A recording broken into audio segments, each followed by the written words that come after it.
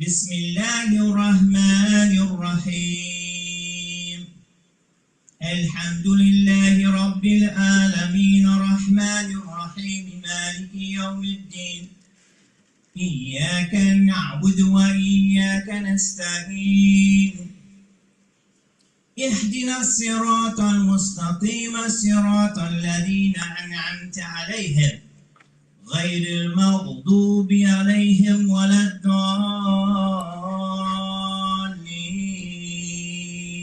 And everyone should say, well, let's do that again. ولا الضالين.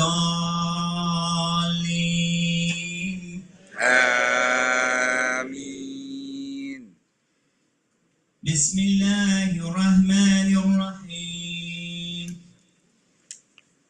قل أعوذ برب الناس ملك الناس إله الناس من شر الوسواس الخناس الذي يوسوس في صدور الناس من الجنة والناس آمين. Welcome to Masjid Al-Haqq's observance of Laylatul Qadr. We are aware, alhamdulillah, that the Rasulullah sallallahu alaihi wasallam, he said, look for the Laylatul Qadr in the last 10 nights of the Shahrul Ramadan, the month of Ramadan. So we have how many chances to find it? Quick question. On the 21st, 23rd, 25th, 27th, and 29th. So tonight is the 27th night. Am I right or wrong? 27th, yeah? Okay. All right. So why am I mentioning this? Because this is not the only night to find the Laylatul Qadr. That's what I'm saying, and I'm emphasizing that. This is our community effort to find it. Laylatul Qadr, the night of power. So at this time we will have Sister Zaina to come up and make her presentation on Islamic trivia. By the way, my name is Imam Hatim Hamidullah. I am one of the imams in the Central Florida area. Masjid Al-Haqq is the masjid that you're tuned into right now. And I hope and pray to Allah subhanahu wa ta'ala that Allah first is satisfied with our approach and our tolerance and our patience with one another to make this a wholesome kind of session tonight. Without any further delay, Sister Zaina will come and make her presentation. Allahu Akbar.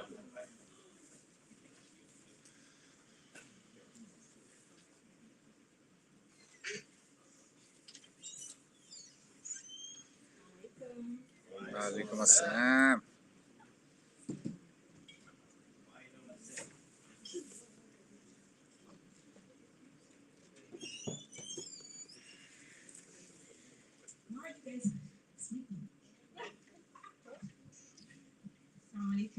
Waalaikum assalam. So I'm doing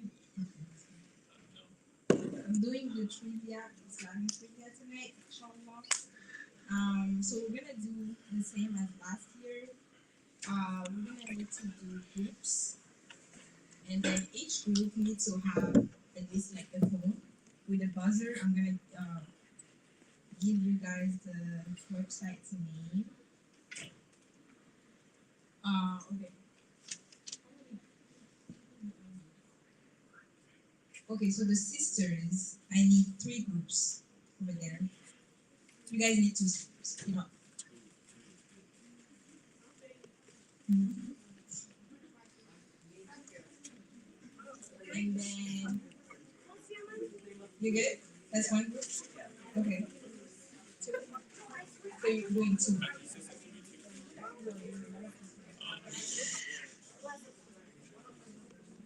Actually, yeah, you're right. I think the sisters should be 2. Yeah. 2. 2. Madness. Okay, let's keep it at 3. It's fine. Oh yeah, And then the brothers, how? Three groups too on the brother's side. So you guys need to. Who? He doesn't know the answer.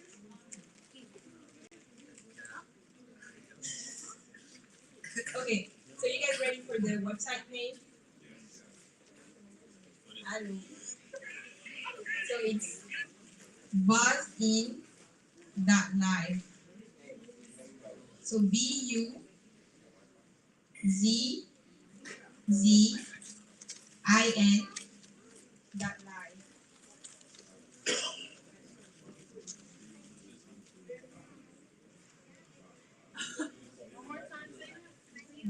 Buzzin.live. So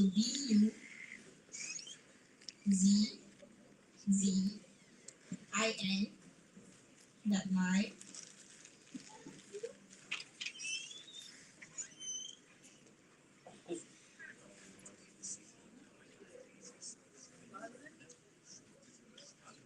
Buzzin. Yes. Buzzing. There's no word here.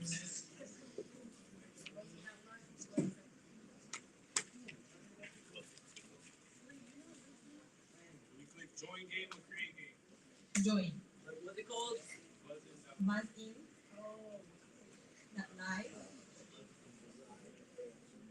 You got it? Who got it? Who got it? Buzzer. Only one buzzer. Right.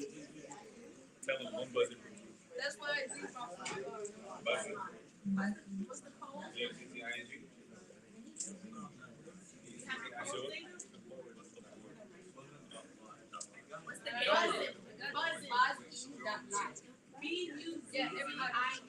Buzzin.live. It's only one buzzer, one phone by group. What's the game code? yeah. We're looking for the code. You gotta get the website But first. yeah, everybody's not ready. Okay, you know what? Whoever's gonna be buzzing, bring your phone. Okay, yeah. Just,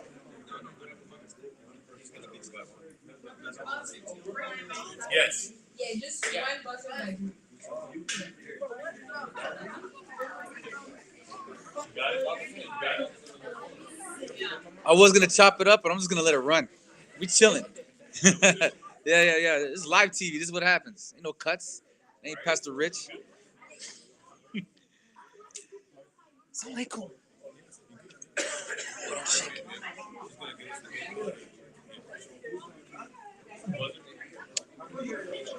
We got one.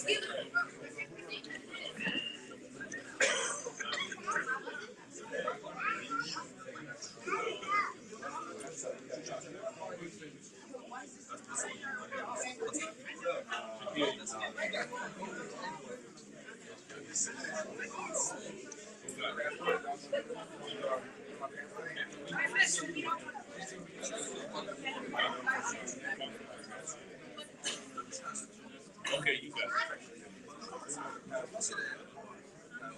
But she look good. So who else is looking? Come here. Thank you, brother. You good? Amir. Assalamualaikum. Come here. I need you to get in front. I need you to get in front of the camera, sit down, and say Assalamualaikum. What is We'll the be back game called? momentarily. All right. What is So the Assalamualaikum. game called? Assalamualaikum. We'll be back momentarily. You gotta see it right there. What is the game called? But a few messages from our sponsor. Excuse me, what is the game called? Assalamualaikum. We'll be back momentarily.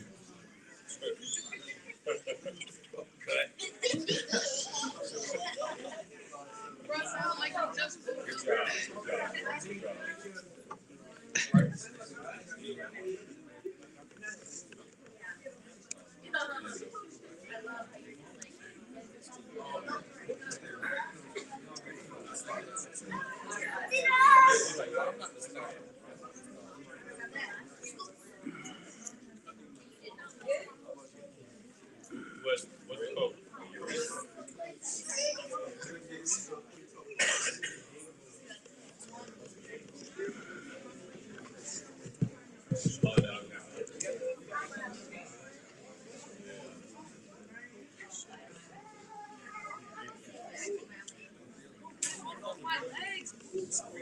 Assalamu alaikum. I'm trying to hit, you know how to work. I try to hit this and it doesn't want to end. All right, sisters, how many groups do you have over there? See that? No, we're supposed to have 3.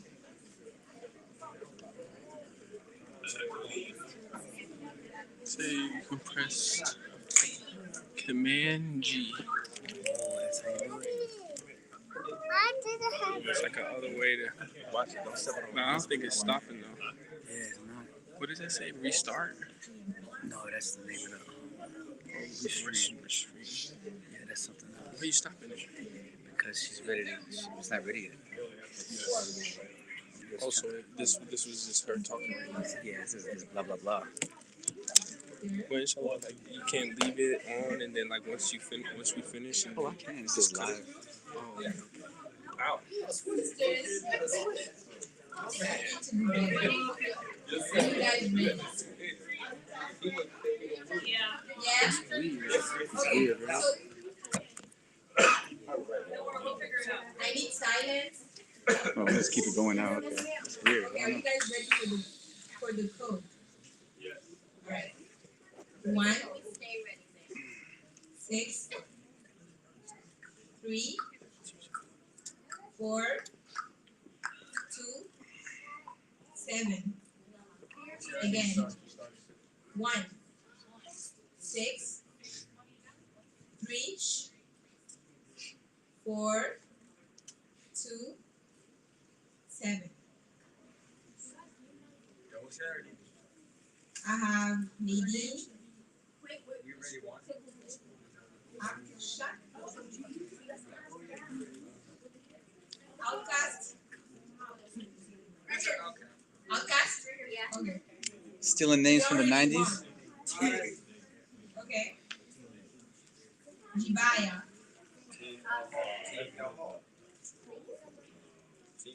Why not? Don't buzz people. No.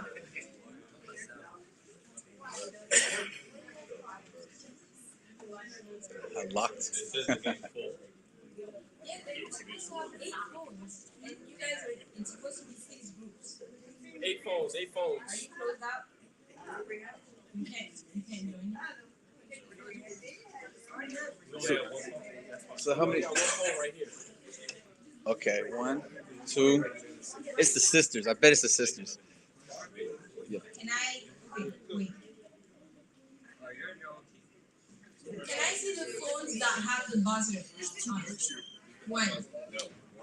Diana. Mine says locked. 2, 3, 4, 5, 6. Huh? Me. It's good, so it's like 7, but it's See me.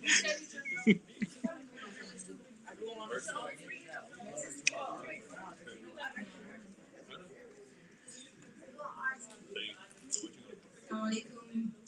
Alaikum We are assalam. going to redo this. We need 3 groups over here. 3 here and then brother Shakur. So it needs to be 7. Right now we have like I think 9 and they're locked out. So you need to break it up into Exactly. so y'all break up into 3 groups. And you need how many? So you need 3 and 3 here. The core is 1. Okay. Yeah. So we're doing it again. So it needs to be 7. So let me ask you a question. Right? So you break up. Let's say it's 3 groups. And each group is a representative that lost it. So got it. That means that only 2 people over there should be logged in. 2 people here. 2 people there. Yeah, so is that one person. So Okay, I need you guys to go back and join game. I'm gonna give you another code. Assalamu alaikum. Everybody pays first, right? Only a few, so basically instead of 1 meter. Right, so if it's 3, that means they need 2 representatives, 1 meter. Then you need, right? 3 over here, 3 over here. Okay, so they need to make 3 groups, 1 representative for each What was represented? A man said what was represented. Yeah, so everybody don't sign in. That's why she said bring the phones up there too. So y'all need to break up into 3 groups And then your assign live a people, leader. please. Assign a leader. You can't have. Assign a leader. So over here, let's get to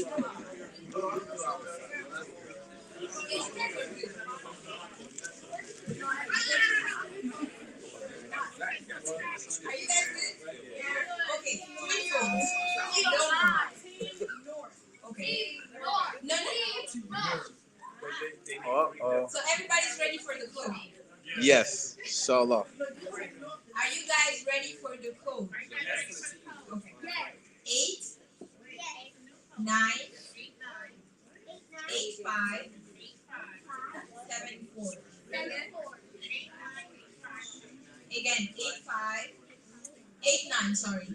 8, 9, 8, 5, 7, 4. I have Abdul Shakur, Team Mercy, Relation. We already won. Okay, Jibaya. Name of the team is We Already Won. Jibaya. Yes. Zach attack. Okay. Team North. Team North. That's 6 or 7.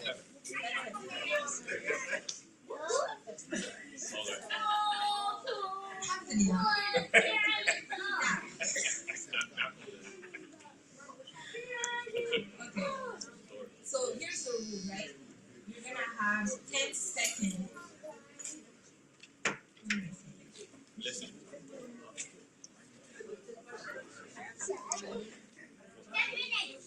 Okay, no. So you're gonna buzz, but don't answer. I need to. Okay, someone buzz. That's fine. We already won buzz. But basically, it's gonna show me who buzzed first. So there's no, oh, I said I buzzed first because I can see. So when I announce the team's name, you're gonna give me the answer. Is that understood? Yes. No, they didn't. Sisters? They didn't hear you. Sisters.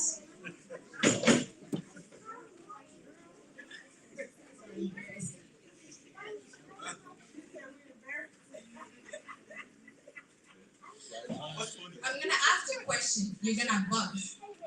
And I'm gonna be able to see who buzzed first, and I will be the one telling you. Yes.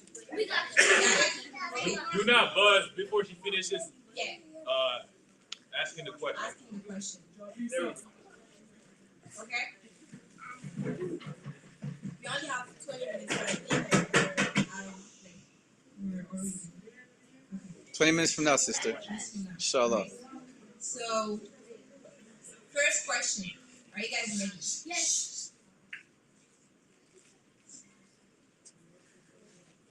Name 2 pairs of prophets that were brothers. We already won. Yeah. That's you. Ismail and Ishaq. 2 pairs.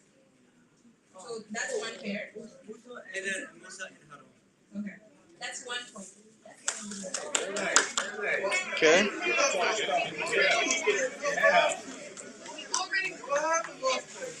I mean, there's only 13 of y'all. Alhamdulillah.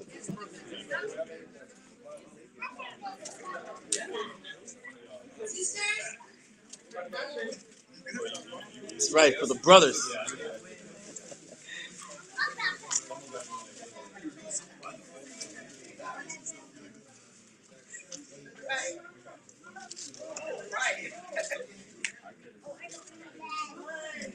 So team names. You said we already won. Be careful.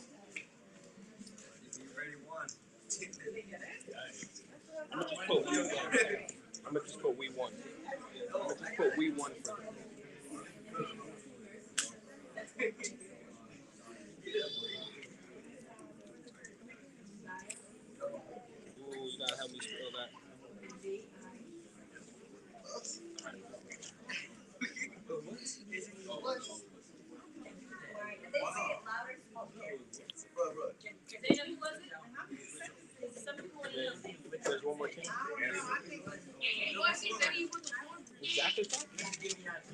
They want to know the answer. They want to know the answer.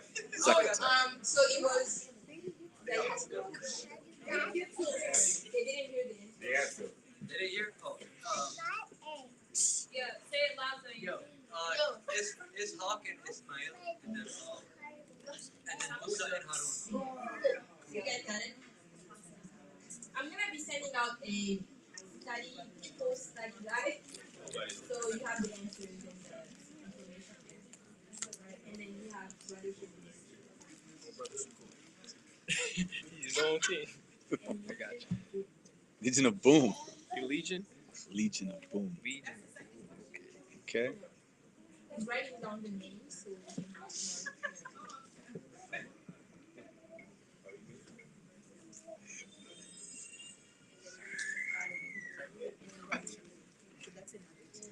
Oh, okay. Okay,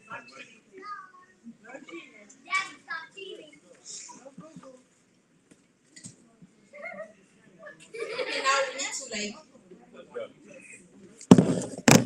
Are you guys ready? Alright.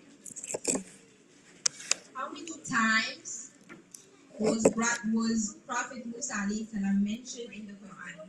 Oof. Yeah, we're buzzed. You can reset the Oh, I have to. Yeah, sorry. Wow, so So wait. I'm gonna ask the question again. Don't buzz. Do not buzz. another question. How many times was the Prophet Musa alayhi salam mentioned in the Quran? Team Mercy? 36 times. 136 times.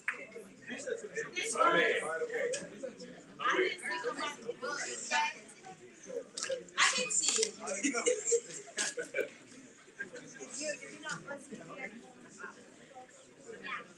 Alright, you guys are ready?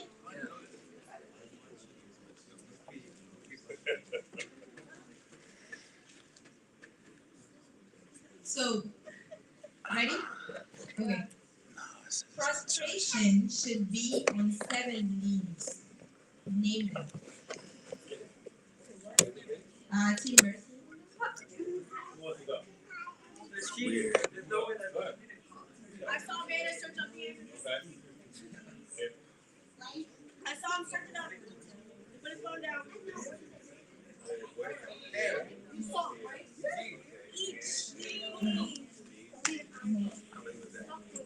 That was 5. Yeah. Okay, Team Mercy, 1 more. Bam. You guys hear the answer? How you let me down? So it's like the head.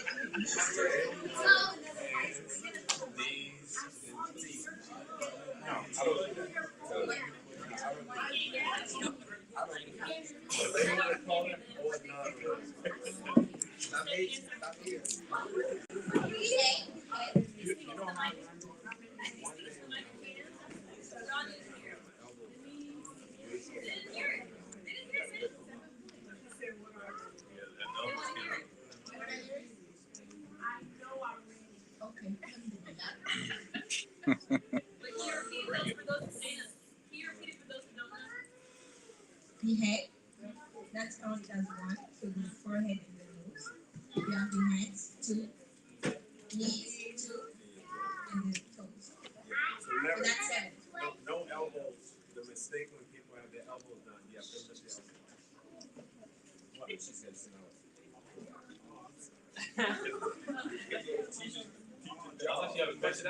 That's our mercy. Are you guys ready? Okay. Where did Allah take? That does not count. You guys need to think. Where did Allah take? What is it? See, they're cheating. Hey, disqualified. They got it. Okay, so whoever buzzes before I'm done with the question, it's 1 like No, you can't. Yeah, you can't answer. deduction. No, you can't. No, it's a deduction. Taking money. Yep. Right? Her rules, boy. Okay. Let it finish. Alright, are you guys ready? Ready. Are you guys ready? Ready. Sisters, Yeah, are you ready? We don't want no contestants. Where did Allah take Prophet Idris' soul? We already know it. Where did Allah take Prophet Idris' soul? They got Tarek over there.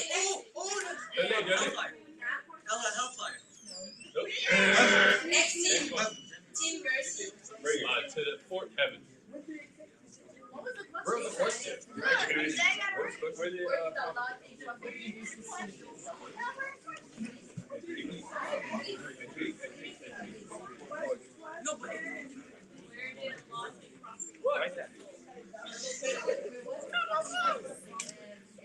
Okay, this is gonna be easy.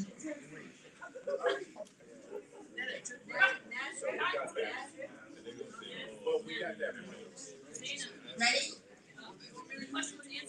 Yes. Four.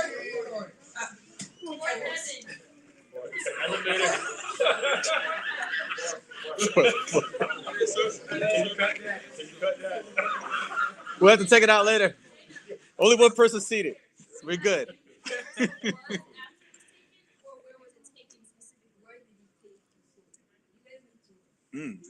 Okay.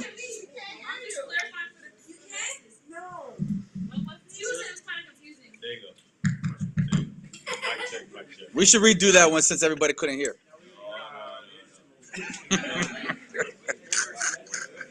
Mercy, Are man. you guys ready? That's easy. Are you guys ready? Yes. How old will everybody be in January? Abdul Shakur. 33. What? Okay. Haha! Alhamdulillah. Yeah. Thanks, sister. I wasn't sure. Hey. No, I knew that one. I knew that one. I had to get something in. 33. Everybody 33 years I remember that from Imam Hatim's football. That's the first time I learned it. No.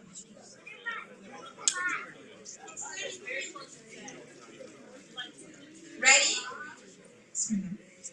Out of the 5 Fard prayers, which ones are not recited out loud?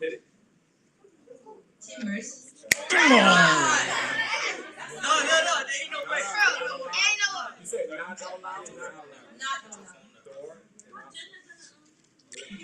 I buzzed early, so if I buzzed early, they buzzed really early. Okay.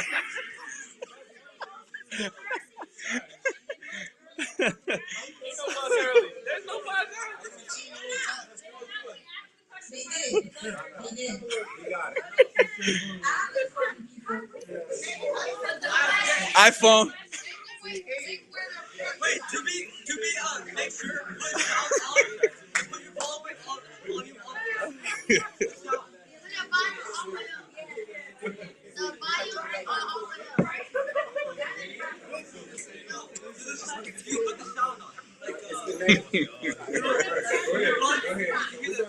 Alhamdulillah. If they buzz too early, we'll hear it. Oh man. Since you guys don't trust me. No, we trust you, sister. What is this, the Insta replay? Coach's challenge? Well, don't worry. It's not my son. It happened already. Hey, the brothers were quicker, man. You gotta be quicker, man. You gotta have that thumb ready. You gotta have it ready.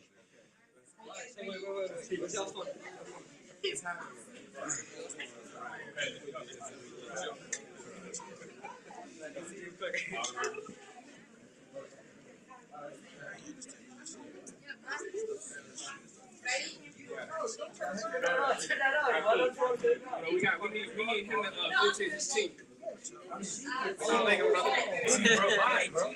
Let's go. All right. Ready? Yes?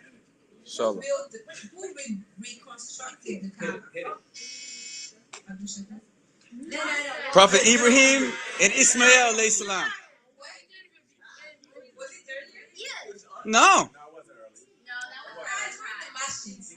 Yeah. And it's Laylatul Qadr. I would never do that on Laylatul Qadr.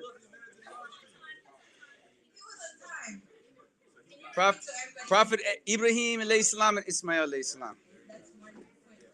Brother Shakur doing a lot. One man number. I'm sitting closer. That's all. I just heard it come out a little faster. Are you guys ready? Okay.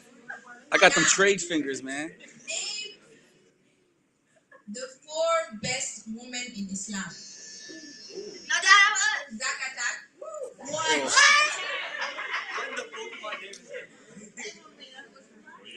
I'm ready. Answer. They don't even know the answer. That's true. I can't. You gotta give it Tomlin. Tomlin. Let's Tomlin. Too late.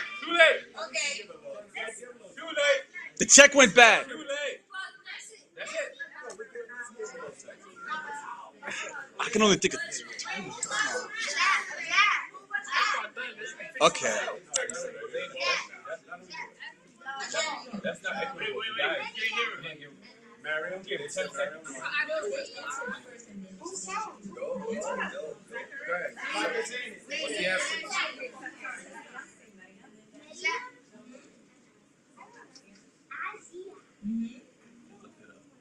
They did. No, they didn't. Bro, I can't use that. Sorry. Uh-huh.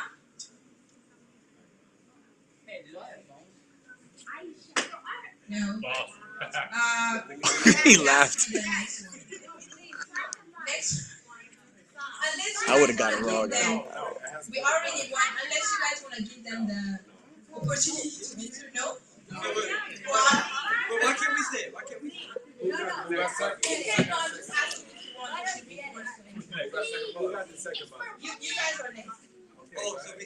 Do you guys want to give them the opportunity to answer and get the point? He's it. What? Go, answer.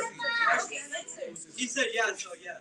Yeah? Okay, guys. Sisters. Sisters.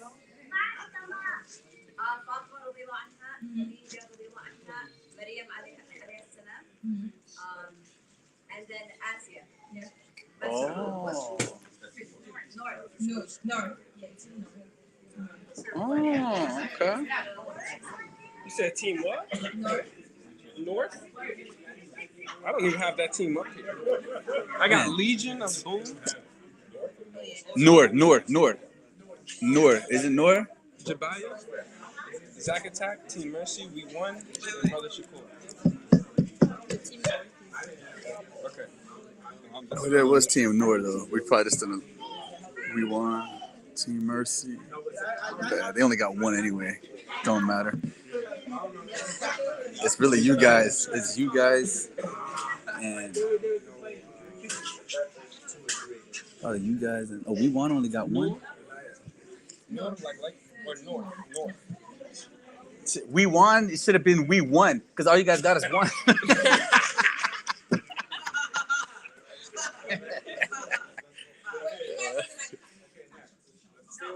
Alright, next. How many doors do Jannah have? Team Mercy? Oh my god! They're buzzing too early, right? So he said 8 doors. Now, listen to the next question. It was Gates. If you can give me for 3 points, okay? If you can name me 3 of the doors. Oh. Name 3 of the doors. Jibaya. You already said it. That didn't count. You didn't put the buzzer. Yeah, the buzzer wasn't on. So let's do it again. All right, we got 5 seconds. You guys ready? All right. Be quick. 4. For 3 points, name. Somebody losing a point. Who's that? That's another lost point. That's 2 teams. Who was that buzzed? I'll take their points. Oh. Okay. It was Team North.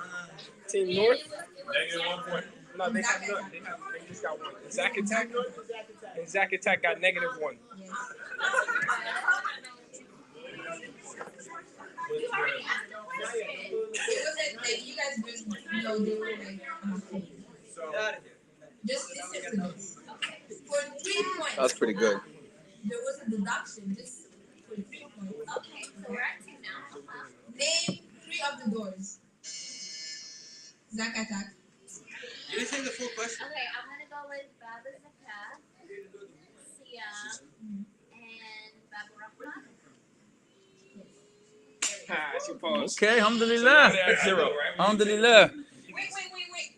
Oh, What was the last one? She said Baba Mercy. No. Okay, who's the next Wait. one? The next one was Jibaya. Prayer, Mm-hmm. Zakat, and church. Oh no, that's And what? She already said she What is that? Who is that, Jibaya? inshallah. Mashallah. What was the question? You guys answered. Okay. 8 doors. Right. And for 3 points, name me 3. No. So do you guys want the names? Like the names of the 8 doors? Yes. Inshallah. We have the door of Iman, door of fasting, prayer, zikr, hajj, struggle, and forgiving your brother and controlling and suppressing your anger. Mm, That's beautiful. that is. Wow, mashallah. Are you guys ready?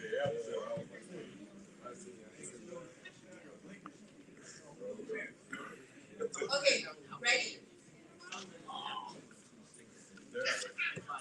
How many? Are you guys ready? Don't tell me that. Okay. How many conditions does Salah have?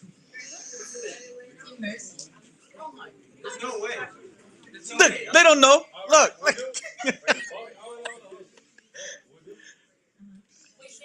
No. First, it should be intention. Make wudu. Are you guys the same? Yeah, we are. Okay. And then wudu. And then I want to say 5, Everybody 4, can chime 3. in. Let's time up. 1.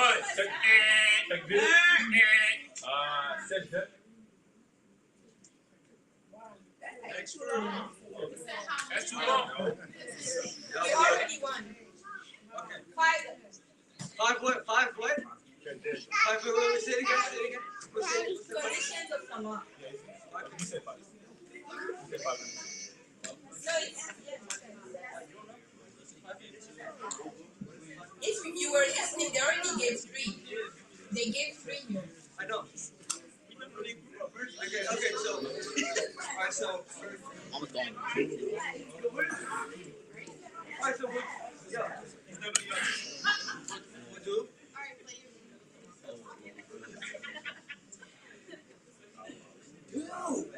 Wudu.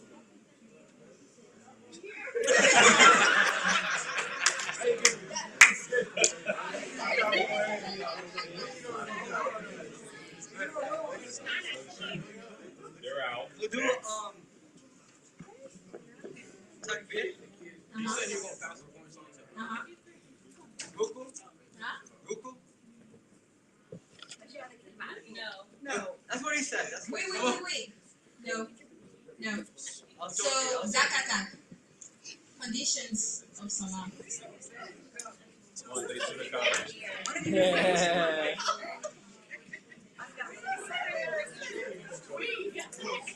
Sound mind.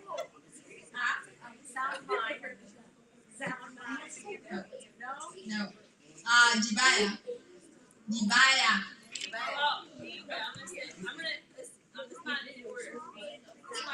Just go ahead. Yeah. Intention. Mhm. Idan. Adan. No. Oh, wait, no. I know what it is. Team North. No. Conditions of Salah. How many? 5.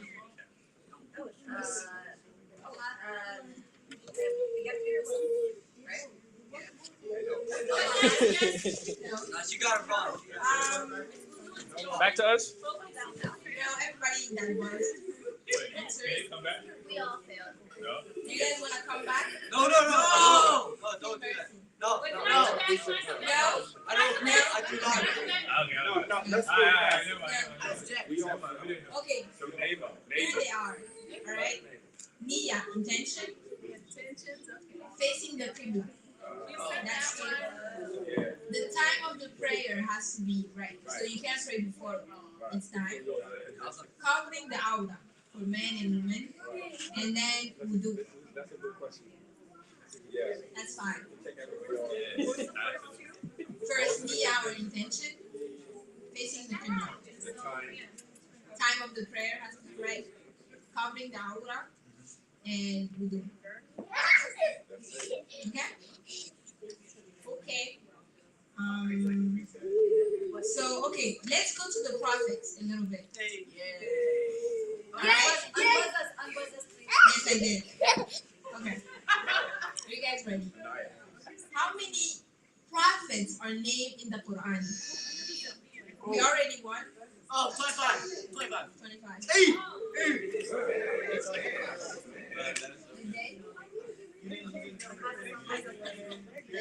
Okay. No, let's cut. No. We That boy chicken, I ain't gonna lie.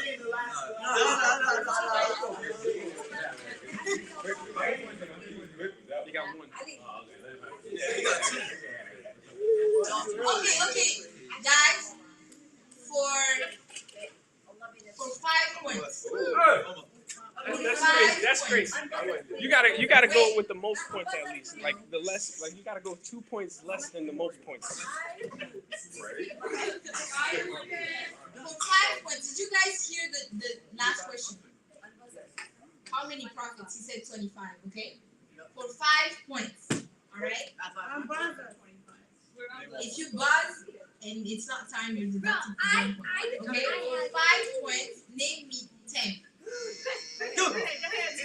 Team North. She got it.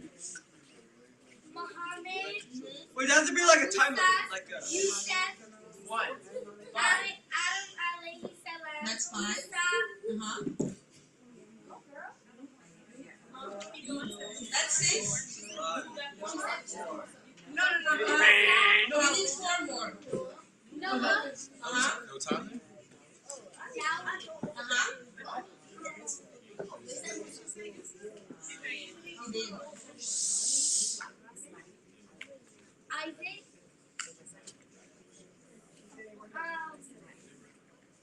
No time? Esmani. No, that's wrong. That's it. That's wrong. She said that's wrong. Yeah, that was correct. 9. She got one more. That's 5 points.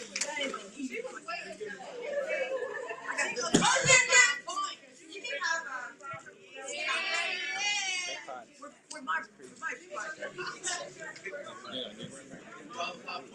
wait, we're on the parents. Yeah, she can have it. They only got one. You got 5. Who's the 25 with Wait, I said the first one. I said the first one. The first question.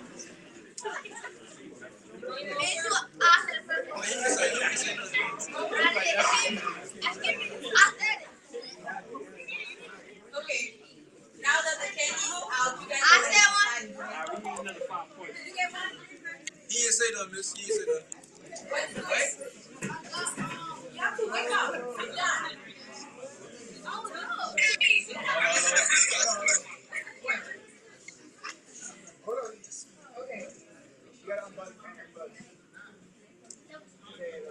We don't cheat anyway.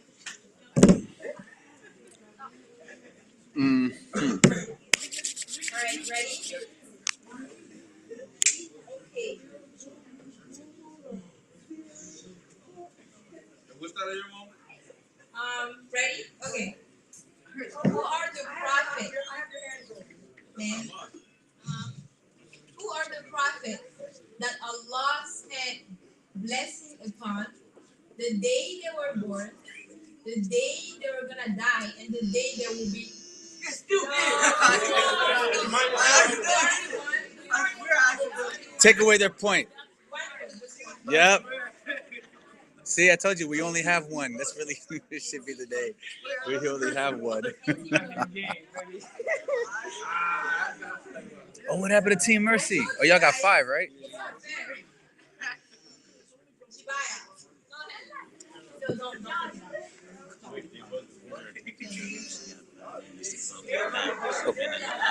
most of the time. Okay.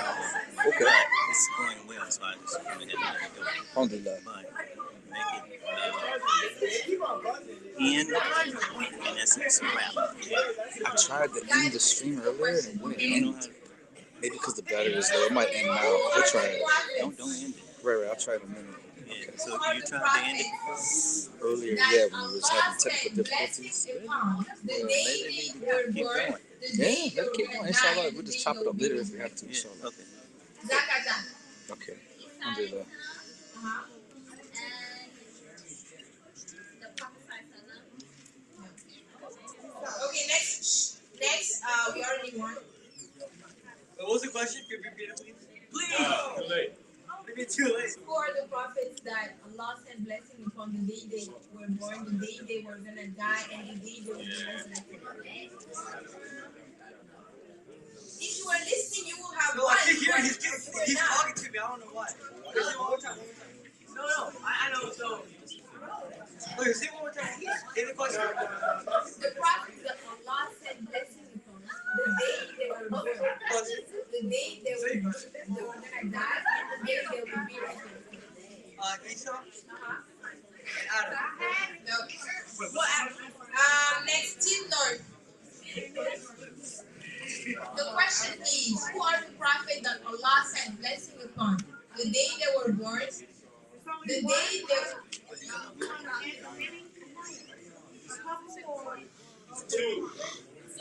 Okay. it means it's two. Okay? Isa Uh-huh. alayhi salam and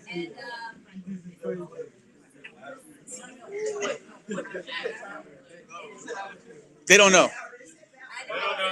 Yeah. So,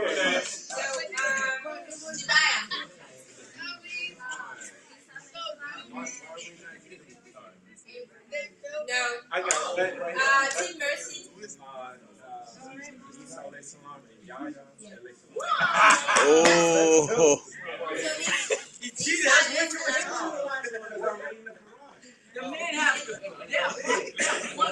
Guys, to the answer, you got it wrong. So. Yahya. It's Isa alayhi salam and Yahya. We have 5 minutes, guys, for this. What's that? Alright.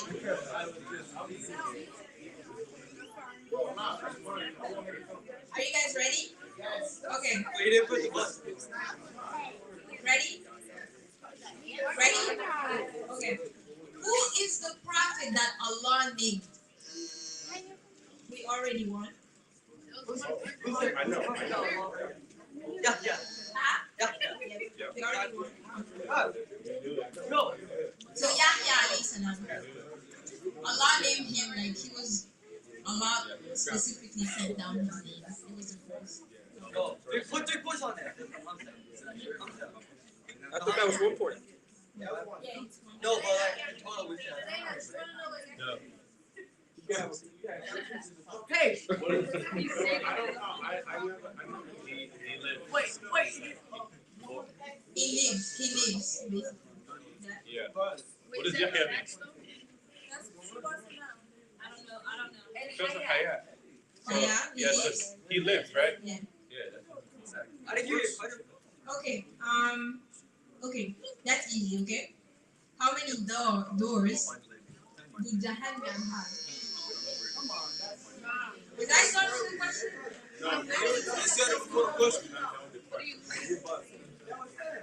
No. We already won. Alright. Let's go. Alright, so You know what you should Alright, so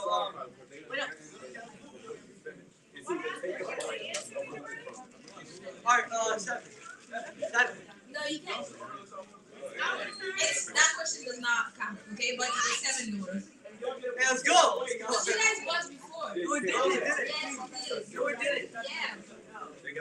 Yeah. They sticking to one. He was. That's up. We only got one. That's the name of the team.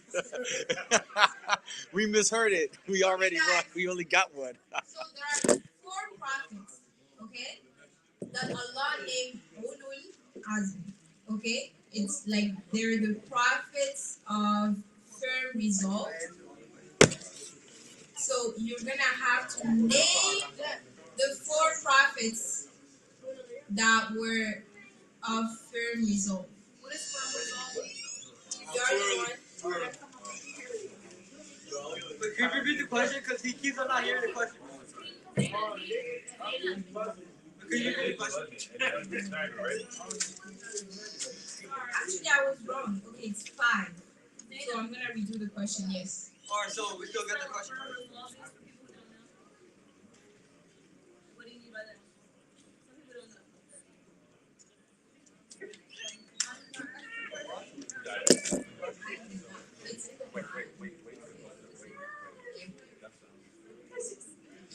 What is it? 2 minutes. That's what matters.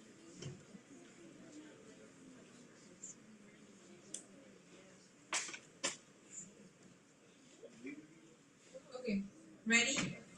Which prophet could soften iron with his hands? That's easy. Yo, let me. Abdul Shakur. What? Prophet Dawood alayhi salam. Disqualified? She said she asked the question. I don't know. Brother, I wouldn't cheat. Not me. Okay. Huh? We have 2 minutes, okay? We only got one. Alright, name the wives of Prophet Ibrahim. Team North. Just the 2 minutes. So we're gonna jump to here, right here. Okay. And then we'll try to get you back in after Esau and Lahaina. Okay. Okay. That works. Gives me more time to Okay, prepare. guys, ready? Yes. So Inshallah. Name Yeah, one pair it's best. Allah knows best. Because I was up here the whole for time, 2 so I really points. didn't get a chance to. Okay? Inshallah, when they go up there, I can have a chance to. One pair of Kind of like prophet that back was off of them. Inshallah. Alhamdulillah. Alhamdulillah. That's the point. That's Team North for Team West. Oh, no. Accidents still come with repercussions. Hey. No. What was the question, sister? Oh, now give him both the point. Now, speak. Give him both the point. You got to take a point away from both? Let's go.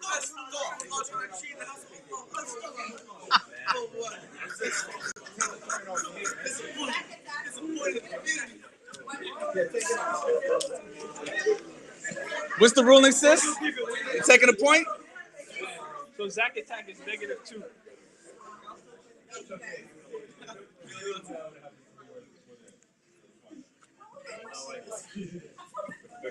Name 2 pair. Ready? I'm gonna ask the question again, okay? You don't count. No, we deducted the point. Team Mercy. Yes, and Team North. North. Not us. Yes. Yes. You guys were the first one.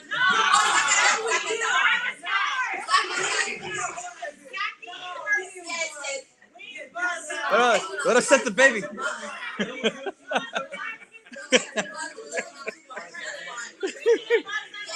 Oh. Okay.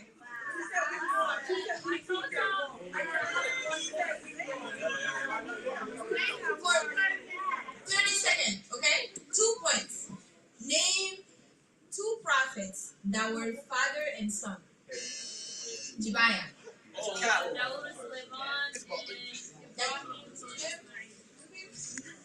Because they're lawfully related. 2. Oh. It's how it's Man. What was it? Dawood and Sulaiman alayhi salam and Ibrahim and which one? Ismail.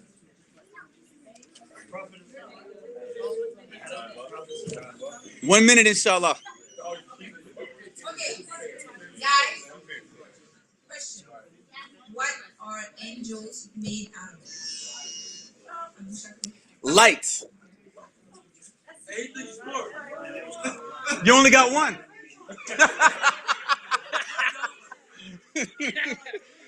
Hey.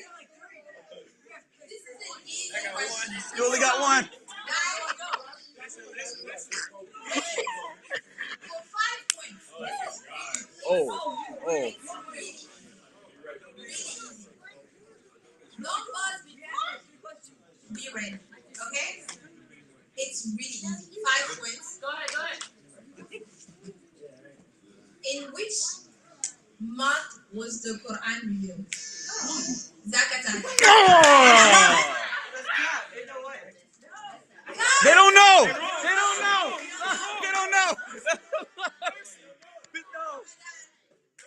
Oh. All right. We'll give it to them. We'll give it to you. I know I hit that button, man. I know I hit that button. We had more than one question. You only got one. You only got You one. only I've got been one. keeping track. Yeah. I've been keeping track. Oh, how many tell you? How They much got did three. They They got three. We took them out of the negative. Oh, because it was in the negative. Yeah, Oh, they got two. Alhamdulillah, right? man. Mercy got 5. You guys got 5.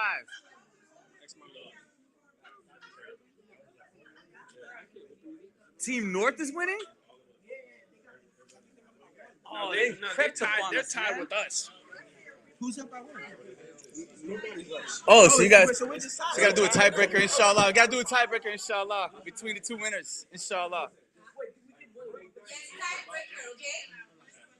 We didn't win the one question. Get out of here. Sit down. All right. Okay, ready? That's the game. It's gonna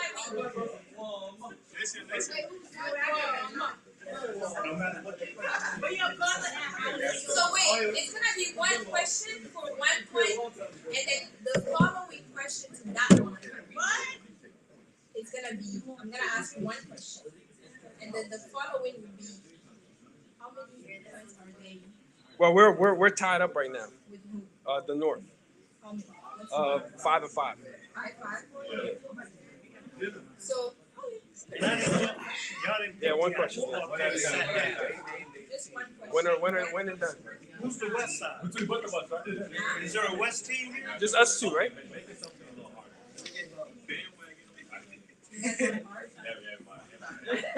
Make them work for us, sis, inshallah. We gotta make our thumbs quick. You guys want hard. No. I'm gonna do hard. Hard. Tiebreaker between Team North. We're ready. It's gonna. Where did you come from? No. My daddy's on their team. Whoa. We're ready. What in the Kevin Durant just happened? That should be Oh, man. All right. elimination. It's okay. All right, we'll take brother shoes forward. Yeah, let me join the winning team, take the inshallah. brother. Yeah. We gonna take brother shoes forward. It's probably gonna be Team North and Team Mercy, we got Team Mercy. Okay. For 1 point. In session. I'm gonna try as soon as she's done. This is the tiebreaker. See, can you end it? Right now? No. Oh, okay. When it's time? She finishes. So he's gonna come out into this inside back. So can you end it? Right, and get a new segment. Yeah, it's an hour right now. Right.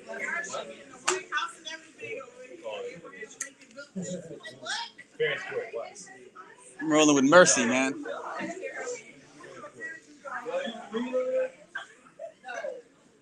Are you guys ready? He's not that hard. Watch them fingers though. Watch the early buzz. Okay. Yeah. Guys, this is it. Okay. For these beautiful pictures. Oh, yeah. Box of cavities. All right. Which prophet goes by the name of Israel? Team North. Right here. Team North. Too late. Which prophet goes by the name Israel? 5, 4, 3, 2. Done.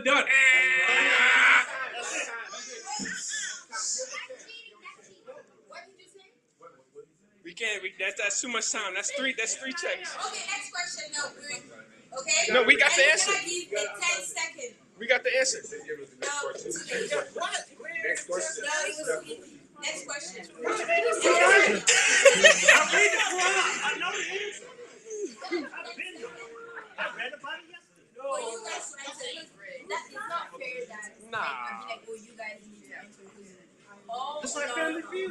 We did not do that. Yes, we did. No. Yes. No, they had to get and I Oh, tell him to get sick. No.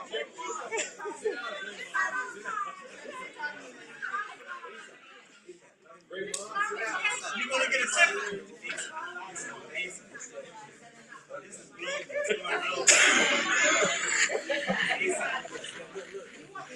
Did they answer it right? Oh, man. Did they get it right? Hey, well, I know the answer. next question. It's my turn. I forgot. I got carried away. Oh, that's the plan the whole time, huh, sister? Your rules. Okay, ready?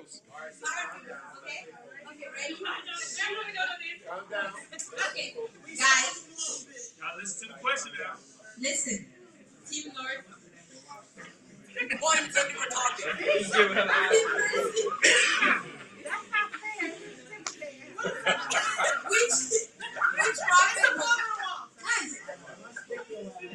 Which prophet was told not to speak for 3 days? Us, right here, right here. We won!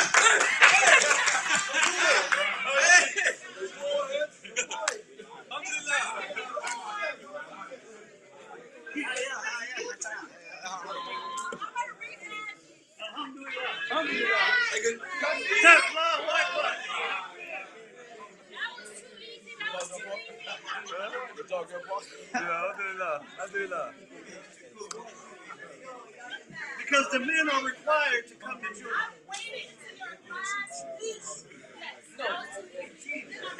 We had more than 1 point. Next Ramadan. So, I'm trying to click it, right? When I get here, I click. It ain't happening, so I don't. Look up now. It's talking about iTunes. Let me just see something real quick. Okay. Thank everybody in the screen. Thank everybody. Thank you. Mashallah. She did good. She did good. This is strange.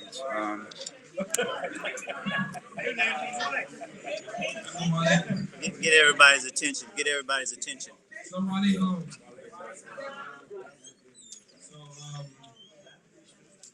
Brother Esau, wife, Sister Baina, is coming up to.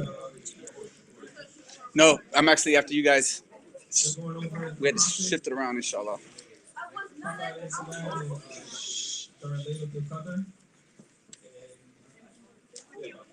It's Dawa.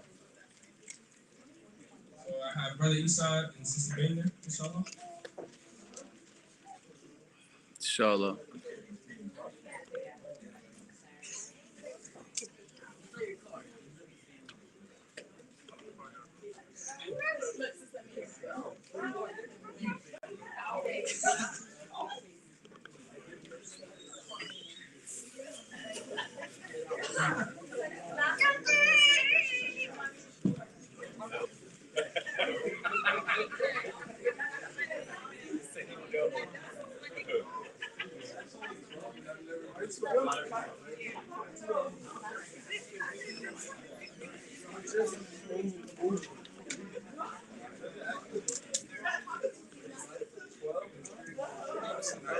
Are you guys gonna share?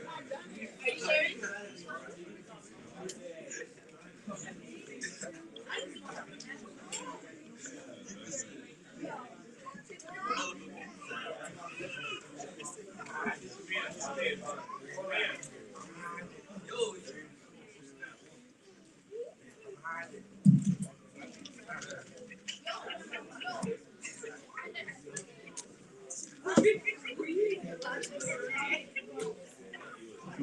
Yeah, I guess. Alhamdulillah. I mean, hey, you know, at the end of it didn't matter. I ended up on the winning team anyway, so. All I did was just get in the way of y'all's points. That's it.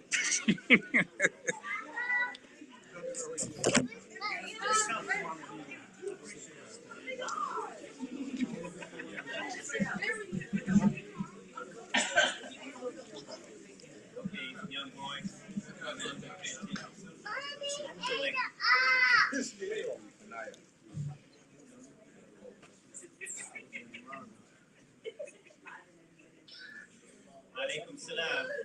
وعليكم السلام ورحمة الله وبركاته.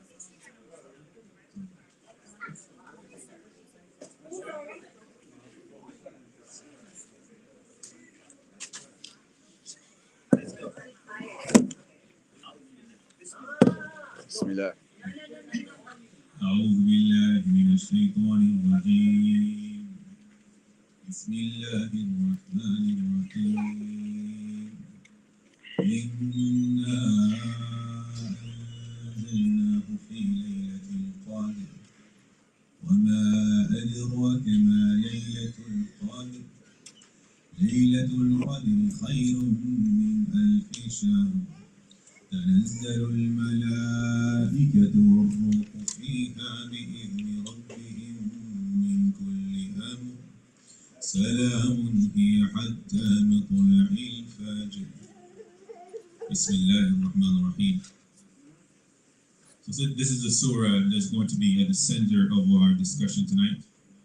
And as we're trying to observe Laylatul Qadr, we're going to go over just a few things that led up to the surah, led up to what we're experiencing today through the legacy of the Prophet Muhammad Sallallahu Alaihi Wasallam.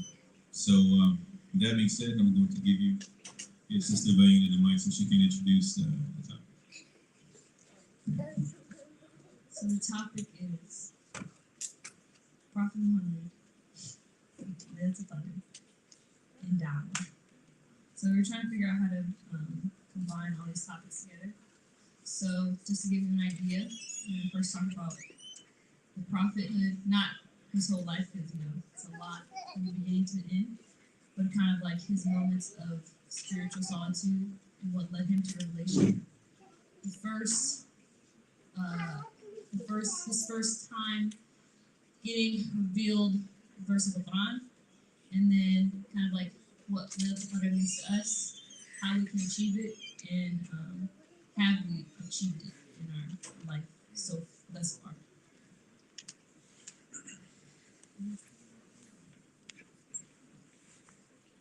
So we all know a little bit about the early life of the Prophet Muhammad.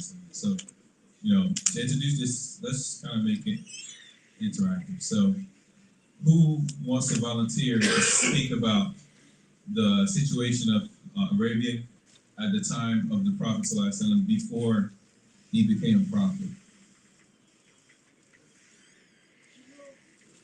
5 points.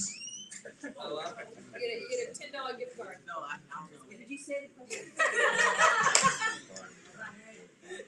Anybody? Zaina? No. Yes. The question was the prophets. Who wants to kind of give like a little synopsis Of the prophet's life before he became a prophet. Kind of like what he went through, like based on what you know so far. Oh yeah, see.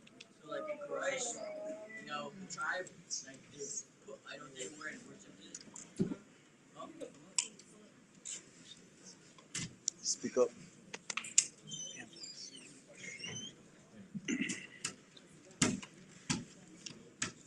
Quraysh, right?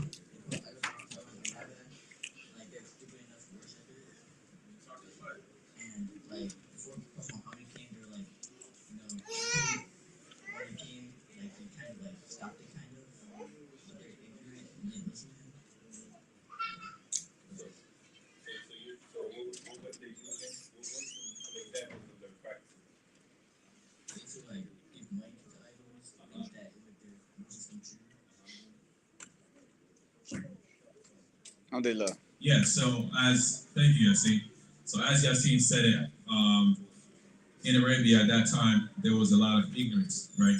And so that meant, people just, doing silly stuff, that we would think nowadays, like giving money to idols, believing in superstitions, right? Killing young girls, right? Because they want boys, right? So they'll kill girls. What else can you think of? Yeah, kind of sums it up. So going into the prophet, right, his kind of journey to revelation, we know the Quran was revealed during Ramadan, right? We all know that, right? And the first verse of the Quran.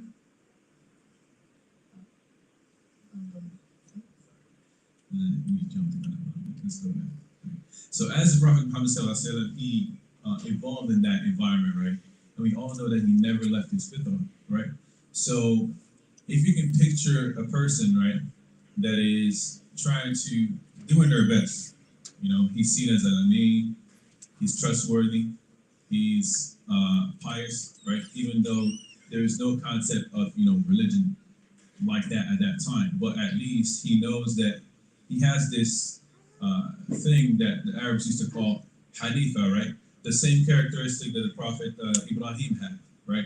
Which is, he may not know the one that he's, you know, that created all of this, but he knows he's one, right?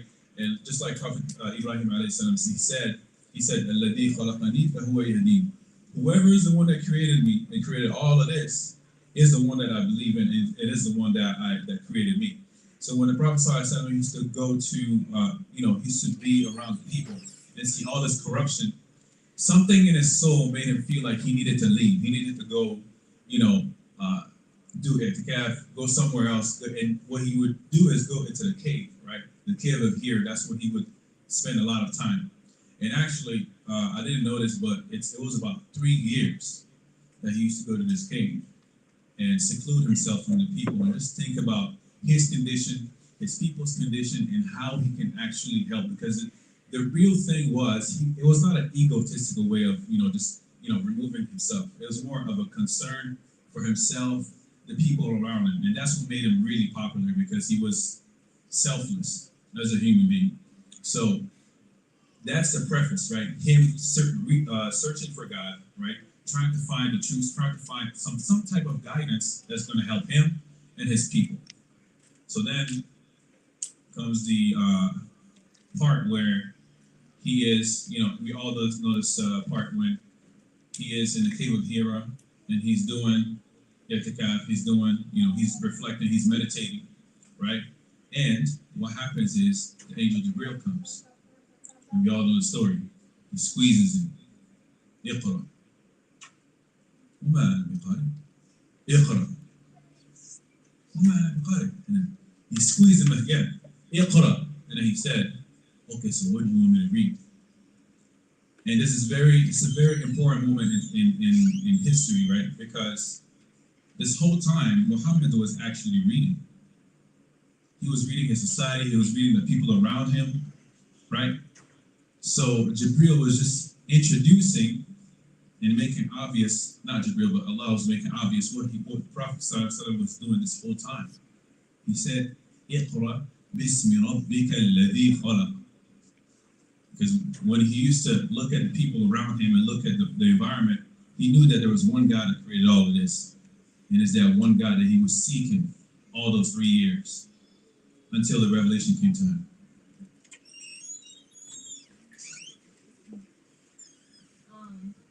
So what does, I kind of want to go into it, right? Laylatul Qadr. What does Qadr mean? Like, what do we know of the meaning of the word? When I say Qadr, what comes to mind? Anyone can answer. Dana, go ahead. I can't hear you. I cannot hear you. Decree. Okay, who else? Qadr. Power. Will. Zion, you raise your hand. Oh, power. What else? Oh, Shakur. Oh, you didn't raise your hand. We said will, we said decree, we said power. Mm-hmm. They're all right. There's many meanings for the word. One that Shakur taught me was the perfect measure. Yeah, the perfect measure. MashaAllah. Right. So, when you speak of Allah's Qadr, right, it's not just one single thing. Like Allah has power to do one thing, right? It's measured across, you know, they say qadara, the verb in Arabic. It means to kind of like quantify something, to measure something, right? So Allah, when you speak of Allah's qadr, it's talking about the measurement of His like will, right? What He allowed, what He gives power to, what He gives strength to, what He gives the will to, right? So we kind of all have in us a little bit of Allah's qadr, right? In some sense, right? So when we're talking about Laylatul Qadr, right? The night of power, right? And we're trying to, in relation to kind of like, how are we in this night of power? How are we worshiping in this night of power? What does it mean for us, right? Some people say, oh, the night of power is the 27th night of Ramadan, right? Some opinions, I'll say, not some people, opinion. Others will say, oh, it's on the 21st. And some won't even say that it's any specific moment in time, they'll say it's in the month of Ramadan, right? And it doesn't go beyond that, right? Some say it's in the last 10 nights, right? That we know for sure. But outside of the formalities of Islam, right, there's this like great, like universal event that Allah has for us in the month of Ramadan, right? Kind of like the great universal event that the Prophet went through on the King of Hill, right? And so Laylatul Qadr is kind of like, it's for our own benefit, right? In whichever way it is reached. We don't know the exact moment Laylatul Qadr happens. We don't know when it will happen. We don't know how it will happen. We can only speculate and assume and kind of go off of based on traditions and kind of go off based on moments in time. But we know that the night is better than 1,000 months, right? We know that the night is better than 1,000 months. And so we spend our moments in the last 10 nights, right? We spend moments, right? Reflecting, worshiping, kind of trying to go into this full circle of awareness, right? We're devoting ourselves completely to like just worshiping God, right? And so we kind of want to create a sense of peace and understanding, and we want to kind of grasp the light of Allah in this night, right? Which we don't know when it is, but Laylatul Qadr, right? And we know that Laylatul Qadr is great because we know that the angels are being descended down, and the light that Allah bestowed upon them and gave them is being shed upon the believers, right? And so the Prophet, right, in his tradition, has taught us like a way to commemorate it, a way to celebrate it, a way to kind of engage in it, right? So he said, spend the night of each year in devotion to Allah, full worshiping Allah. He also said that's related by the ahadith that we've all heard, right? And then another ahadith is whoever spends the night of power in worship with a pure motive of faith in service will have all his past sins forgiven. So we know that one for sure. We've all heard that. We're like, okay, that's one motivation we go, and we're like, okay, what I did yesterday, oh Allah, please forgive it today. And whatever I did years ago, please forgive it this night, right? We're always looking for that. We're looking for that sincerity, right? But we know also too, or what we don't know is that, okay, have I reached Laylatul Qadr? Am I in Laylatul Qadr? Right? And everyone, every time in the Masjid Al-Haqq we're always saying, hey, I think Laylatul Qadr was yesterday. I swear the moon was so bright. It was like it was so light. It was so bright. It was Laylatul Qadr. And then I say, oh no, the rain, it was pouring down rain, thunder. The other night when Yusuf was trying, it was blasting thunder. Maybe someone was out there and they probably thought it was Laylatul Qadr, right? But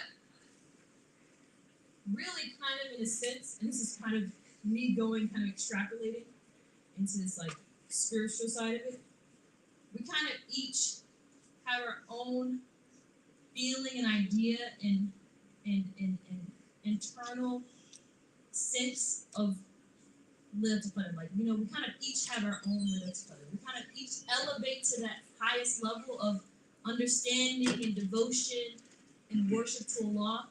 And that's when we're like, oh, I've reached that moment where I know Allah there's something that has happened where I've elevated to this next level, And so in that feeling, because we're so devoted, because we're worshiping so much, because we feel so powerful, right? Allah has decreed His Qadr upon us, right? We feel so like motivated. It's like something in us is like pulling us. We're like, oh, this can be Laylatul Qadr. So kind of in a sense, we kind of each have our own way of being like, I'm in Laylatul Qadr, right? Because Allah has not given us the knowledge and given us understanding of when Laylatul Qadr will exactly happen, right? But we know deep down in our hearts, when I'm in the masjid or I'm at home and I'm praying Taraweeh and I'm up all night, Qiyam al-Layl, and I'm doing tahajjud, and I'm worshiping 24/7, there's a certain decree that you have put upon yourself that has made you feel like I have reached the night of power. And it could have been the night of power, or it could have been your night of power. It could have been your night where Allah was like, I'm going to bestow upon you this feeling that you have been raised, or you have been squeezed, or you have been brought to life in a spiritual sense. Amazing that she did that. But So what I would have to add to that is, just want to add is, like she said, to put it in a summary, it's like input equals output. So you want to tell me that the Prophet Muhammad went into the cave for 3 years. He didn't get no real evidence, right? But for 3 years, he was striving to make himself better, to look at the people around him and try to, try to do good. And it was all about this striving, right? He did it for 3 years. Allah is asking us, and the Prophet is asking us to do it for 10 days. That's it. In the whole year, right?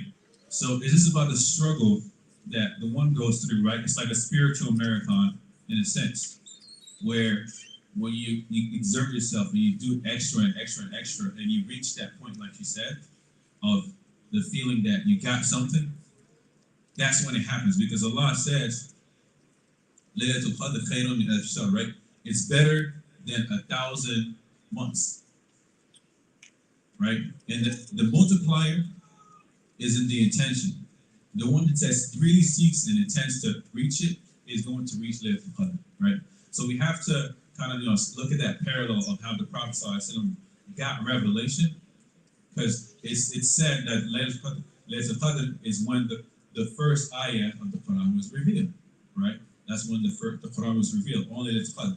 So the same thing is happening again. You're seeking something from Allah, and Allah blesses you with it. What did Allah bless the Prophet ﷺ with? Guidance, right? And that segues into doubt, right? So he secluded himself, which sounds a little selfish, right? If he did it for about 3 years, right? People used to mock him, and his wife tell him, oh, he doesn't like you anymore. Well, he was seeking something greater than himself and, his family. And when he reached that, Allah blessed him to not only be able to impact the people around him, but look at us nowadays. We're still saying, La ilaha illallah, Muhammad Rasulullah. And so that's kind of the parallel that you want to look at, right? And when you seek Laylatul Qadr, it's like, okay, how can I reflect this nur of Allah? How can I reflect it better than last year and make myself better? Because it's not all about just like us as an individual. It's about us as a community and how can we do better as a community. I hope that makes sense. But that's all I have to say. Alhamdulillah. And even going into Dawah a little more, and as we kind of we only have a couple of days left of Ramadan, as we kind of go through this kind of this change of self and spirituality and worship and devotion to Allah, and even keeping that going, and how can we take these moments that we have now and put it into our communities, our families, even our own neighbor, right? So what is the remedy? It's kind of, honestly, the essence of it is really just sharing the gift that Allah gave you, sharing the wisdom that you learned, sharing the understanding. If you became a better person in the last 2 nights where you feel like something in you changed, there's a lesson you want to share it, whether the person's Muslim or non-Muslim. Help them understand. If someone asks you a question, help them understand how just by devoting yourself to something good, something life-changing, has brought you to the place that you are now, right? It might not be, you might not go out there and, you see YouTube people, over there, communities and, giving people. It might not you be having to go and be an active, super active person and be always, speaking the word of God, but maybe it could just be you and who you interact in your own family, and that's where it starts in your own community, because the Prophet didn't have to go always outside to spread the message. He received revelation, then he went to the people nearest to him, right? You know what I'm saying? So that's where it starts. It starts within your own group. Because it has to be, in order for it to be life-changing for generations to come, you have to start where it matters, right? In the heart of the family. And a lot of times nowadays, people don't want to commit to God, want to commit to everything else. Really, the da'wah is really the call to God, the call to this essence, this other, this measurement of power is really just starting within, motivating the people around you, letting them know the feeling you've had, and sharing your experiences, sharing kind of the lessons you've learned these past couple of days, because it's going, it's fleeting, it's gonna be sad when it leaves. Some people might cry, some people might be happy because they don't have to fast anymore. I don't know. You have to wake up to week. I don't know. But at the end of the day, everyone learns something, and everyone's gonna ask about it. Everyone's seeing you, even the way you are outside the masjid during Ramadan. Because people know now, people are so aware that we are in Ramadan. You go, like we were going out. I'm turning this off. Anyways, you go, and we are at first watch. And she was like, "Oh," I was like, "Oh yeah, for two," and I ordered for two. He was like, "I'm fasting, I can't eat," right? And in that moment, there could have been there's a dialogue of like, they're aware. There's a dialogue like them trying to understand. Oh, why is he fasting? What does that mean to you? How does that affect you? You know what I'm saying? So all these things can transcend and translate into other conversations. That was the end of that. Second, okay. And at the end of the day, Allah. And if there's anything we said that was wrong, I'm not from this. It's from my child. I'm just kidding. Wow, already. Blame it on the baby. Anything you said that was wrong, and have mercy on us. I mean, Takbir. Allahu Akbar. Takbir. Allahu Akbar. So inshallah, we're gonna have Brother Shakur come up. He's gonna talk about brotherhood, community, unity, activities. Wow. Right?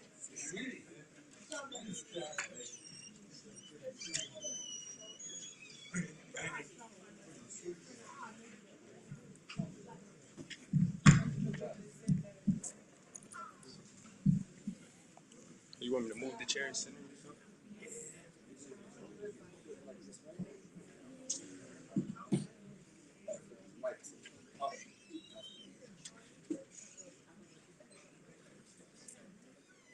Brothers and sisters, assalamu alaikum. Wa alaikum assalam. Mashallah, mashallah. Team Mercy, thanks for recruiting me so we can all become winners tonight. I know what we want. Before I start talking about community, inshallah, we have to think about members of our community. And before I get into this, I would like to acknowledge the fact that, I've heard earlier that we've lost brothers and sisters. May Allah be pleased with them. And may Allah have mercy and grant the families ease who are still here. There's also Dr. Saeed Malik. He passed away. He went back to Allah just before Ramadan. He was a heavy contributor to the community of Masjid Al-Haqq. Saeed Malik. Saeed Malik is Jawad and Shwed's father. But anyway, he passed away, and the way they took care of the janazah, mashallah, it should be an example for all of us who have to put our loved ones, in that type of circumstance that, we got to take care of things, inshallah. We got to make sure that they're done properly. I'll give you an example. When my father passed away, we're the first generation Muslims in our whole family tree. So we didn't have any kind of guidance as far as what to do with a janazah. So when my father passed away, I just went by his wishes. And, it's not Islamic. If I could go back and do it all over again, I would have done it, Islamically, of course. And it would have been dealt with way sooner. Allah subhanahu wa ta'ala gives us prescriptions for a purpose. We're not going to sit here and torture the family and draw it out for 2 weeks, injecting our loved one with some kind of unnatural stuff, and then have an open casket and look at somebody we don't even recognize. So Allah subhanahu wa ta'ala wants us to handle this as soon as possible. Get it done with. There's a good purpose for everything. And so, may Allah make it easy on the family of Dr. Malik. May Allah make it easy on anybody who lost anybody, because it's never going to be easy. And as a community, I just wanted to touch up on a few things. As a community, we're all reflections of each other. Everybody knows that. The Muslim is a reflection of the next Muslim, right?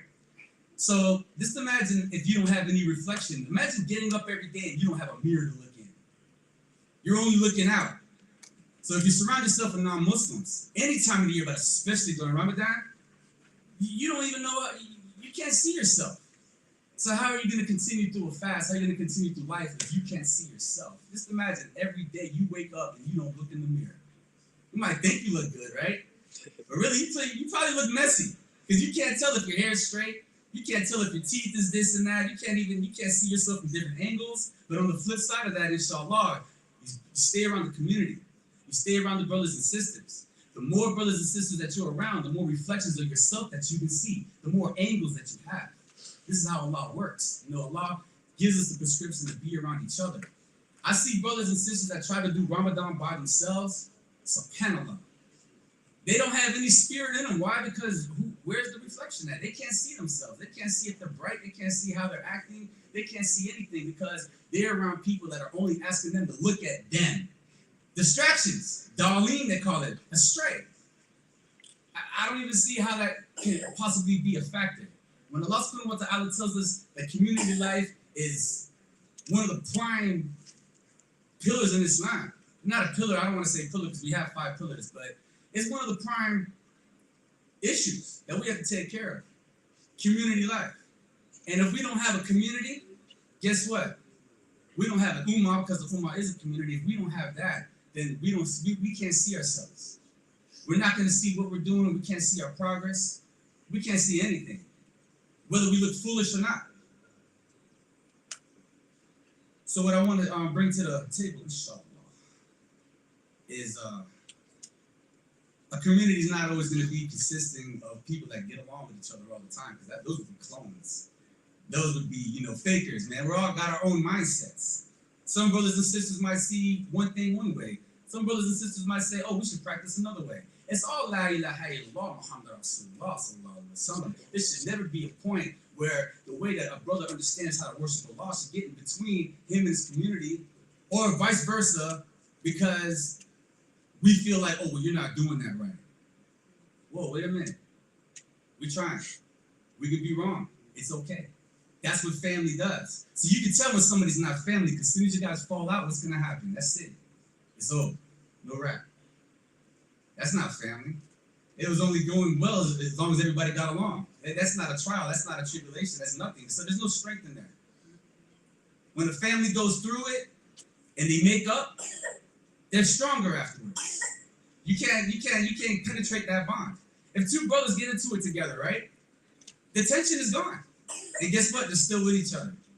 Let somebody else try to get involved with those 2 brothers. They better stand up for each other. And more than likely they will. The efforts that we put into our community, it's basically a display of what's in our heart. We all can't have the same strengths. So another Sayyid who spoke today was the brother who blessed us with that khutbah. Allah blessed us, but Sayyid gave it to us. MashaAllah. Hold no punches back. That's what we need. In the Ummah, we need that. No punches being held back. We got to take those gloves off sometimes and let everybody feel it. And one of the things that he mentioned is let's not be munafiq. Nobody wants to look at themselves as munafiq. Nobody's going to sit there and be like, I'm a hypocrite. But then again, how many mirrors do you have around you? Because if you don't have any mirrors around you, you ain't got no Muslims around you, then you're going to be the realest one in the world. Let you tell it. You can't see your flaws. A Muslim's going to point out the flaws of another Muslim, not to try to be better, but to try to sharpen each other. This is how we get sharp. The non-Muslims ain't going to sharpen us, man. You already know that. The non-Muslims aren't going to be the ones, I said this before and I'll say it again, the non-Muslims will not remind us that it's prayer time. They will not remind us to fear Allah subhanahu wa ta'ala because they fear the creation more than the creator. They're too afraid of worrying about what people think about them than to worry about what Allah ordered and commanded. That's why a lot of people don't even want to look at the Quran. Why? Because they're afraid they're going to see something they can't turn away from. That might just get in between them and their lifestyle. Oh, well, I got my culture. You don't have nothing without Islam. Islam doesn't wipe out culture. It refines culture. It sharpens the culture. So if you have a culture, stick to it. But guess what? If it's not in line with the Quran and Sunnah, then it's time to make some adjustments to that culture. Okay? In America, we all grew up, a lot of us came up, what? It was just a common thing. Let's have a drink with my dad. Or dads are like, I'm gonna have a beer with my son. And you're thinking, what's wrong with that, right? No, it's not. Okay? Let's think about liver damage. Let's think about psychological issues. How many drunk drivers kill and get killed every year? It can go on and on and on and on. Allah just doesn't want us to be lame. We're not lame at all. It takes strength to sit there and not be part of the crowd. Or you're scared to go against the grain. Because everybody else is doing it, I gotta do it too. I'm afraid that people are gonna look at me like I'm not one of them. I don't wanna be one of them. Man, mashallah. If I gotta be one of them or die as a Muslim, just let Allah take me now. Because at least they'll be pleased, inshallah. Community is serious. You're not gonna hear this from a non-Muslim. I'm not saying that all of them, I'm not saying they're bad, I'm just saying, listen, if we don't have the same principles, the same values, right? How are we gonna spend our time with people that's just draining us? We have to be around the believers. Because you know what? If being the believers, if we bump heads about something, that's okay. Because guess what? Fisi bid Allah, we still love each other. Fisi bid Allah, we're gonna get over whatever it is, whatever little petty indifferences there are, it happens. All right? A lot of us, man, and you know, we might get upset. Some brothers and sisters might be like, okay, well, I'm gonna give Masjid Al-Haqq a break, but you know what? When we all think about it, everybody comes back to Masjid Al-Haqq. Why? Because it's sincere, it's real around here. You know what I'm saying? It's real around here. We ain't gonna like what we say all the time. That's okay because we got our own minds, we got our own brains. Community life is very important. Very, you know, it's like what the brother was saying today. Back to what I was talking about with Munafiq. We're not gonna look at each other as Munafiq. But to be honest, we probably have some qualities or disqualities inside of us that we need to adjust. It's real talk. Who's gonna tell us? Not the ones that's talking behind our back. Not the girls that's trying to discourage other girls from wearing hijab because they're afraid that they won't fit in. Fit in with who? Fit in with what? You know, people get mistaken when they say, oh, infidels. Infidel when it comes to morals. You know? If these people, I'm not even going to say the name of a group, but if these people will sit there and consider it normal to worship a human being, well, just look how that human being's mother used to dress. You want to put yourself on a level. Right? And brothers, the same thing, you know? If we go outside of our ranks, I mean, that's when the shaitan catches us slipping. Look what happened in the battle of Uhud, right? Everybody, as long as they were in position, everybody was good. The minute we step out of position, that's when we get attacked. We get attacked because why? We can't see. There's no reflection. This is us looking out. So if we're looking out at the wrong things, then, you know, it's not going to help us get anywhere. And as far as, I just want to make sure my time is... Yeah, you're good. You got 10 minutes. All right. Oh, how much is that? All right. Like I said, as far as the participation in the community goes, it doesn't all have to be the same thing. I can't make it good as a dessert as Sister Shakira or Sister Talia can. I can't. I'm not even going to try. Well, what do I look like trying to compete with them on that? No, you know? Or... You know, everybody's got qualities. Everybody's got stuff that they're good at. And this we all come together as a ummah and we bring it forth. Brother Ali, he's got his own qualities. Majid, Isa. I'm not going to sit here and pretend to call the Adan like Isa does. I mean, inshallah, he can show me how to call the Adan.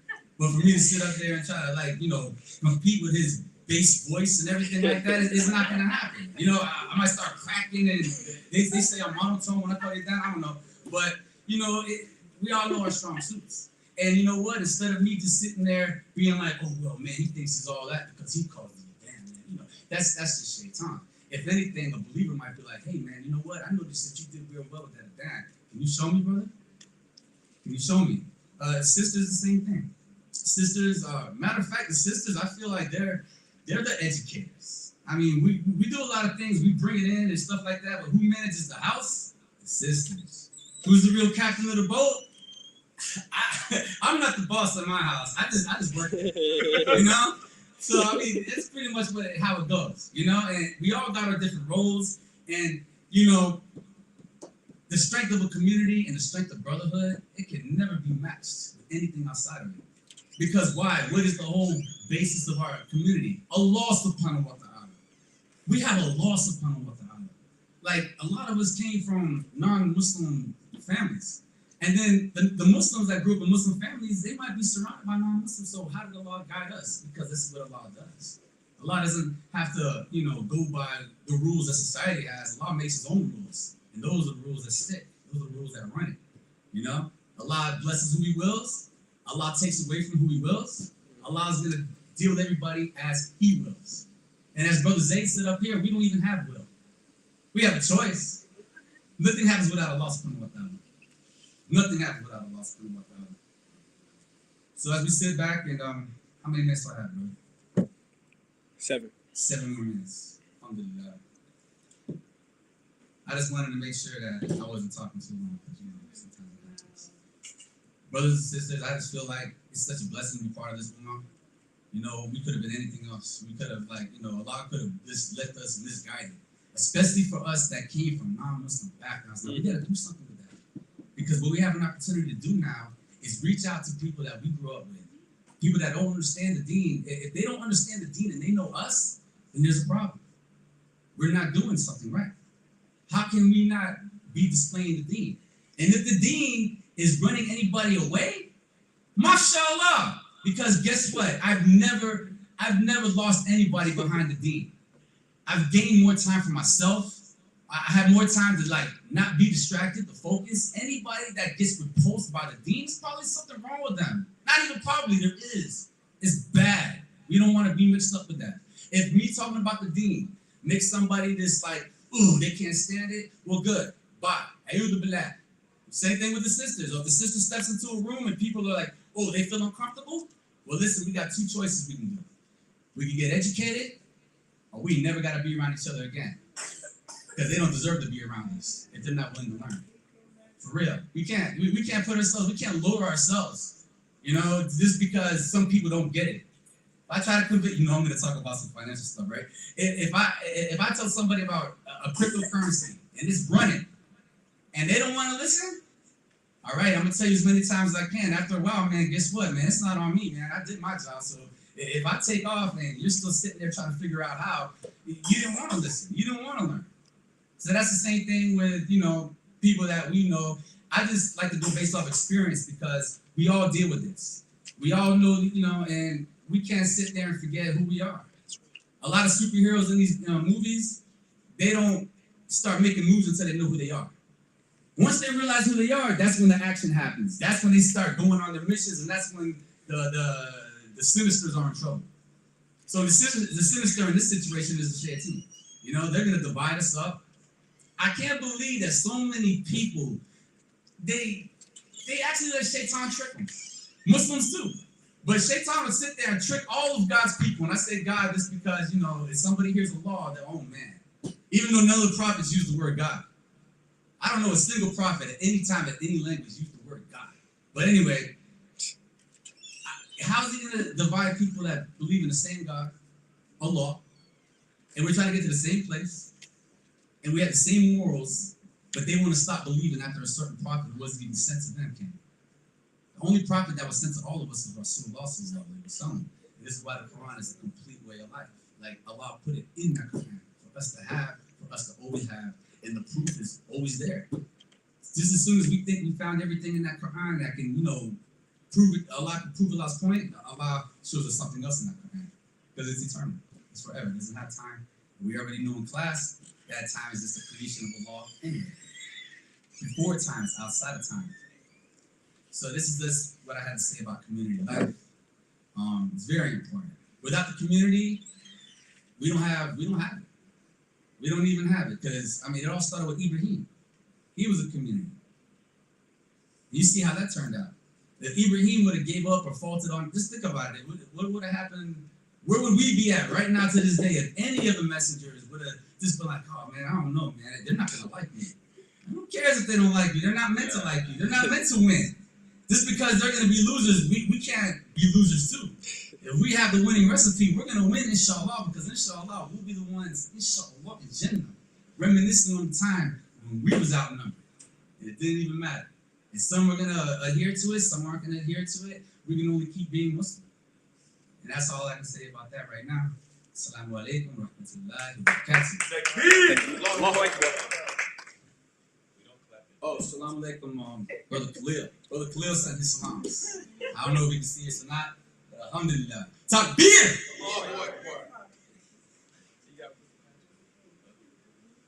It's still running. All right, inshallah, we have Sister Amina. She will be speaking about the reflections, family, and community projections, inshallah. Uh-oh. We're about to get some.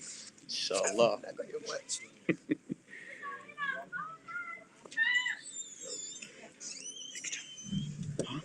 Alhamdulillah. Jamil texted me. Oh, yeah? Alhamdulillah. Can you take out the data? Because I can't speak this. I still want to see this. Doing this thing. MashaAllah. I'm supposed to talk about the reflections of Ramadan from our community side and what we should be dealing with our reflections of this month. And I want to kind of ask the question, what is your intentions for being here tonight? Just why are you here? Why are you here this night, all night?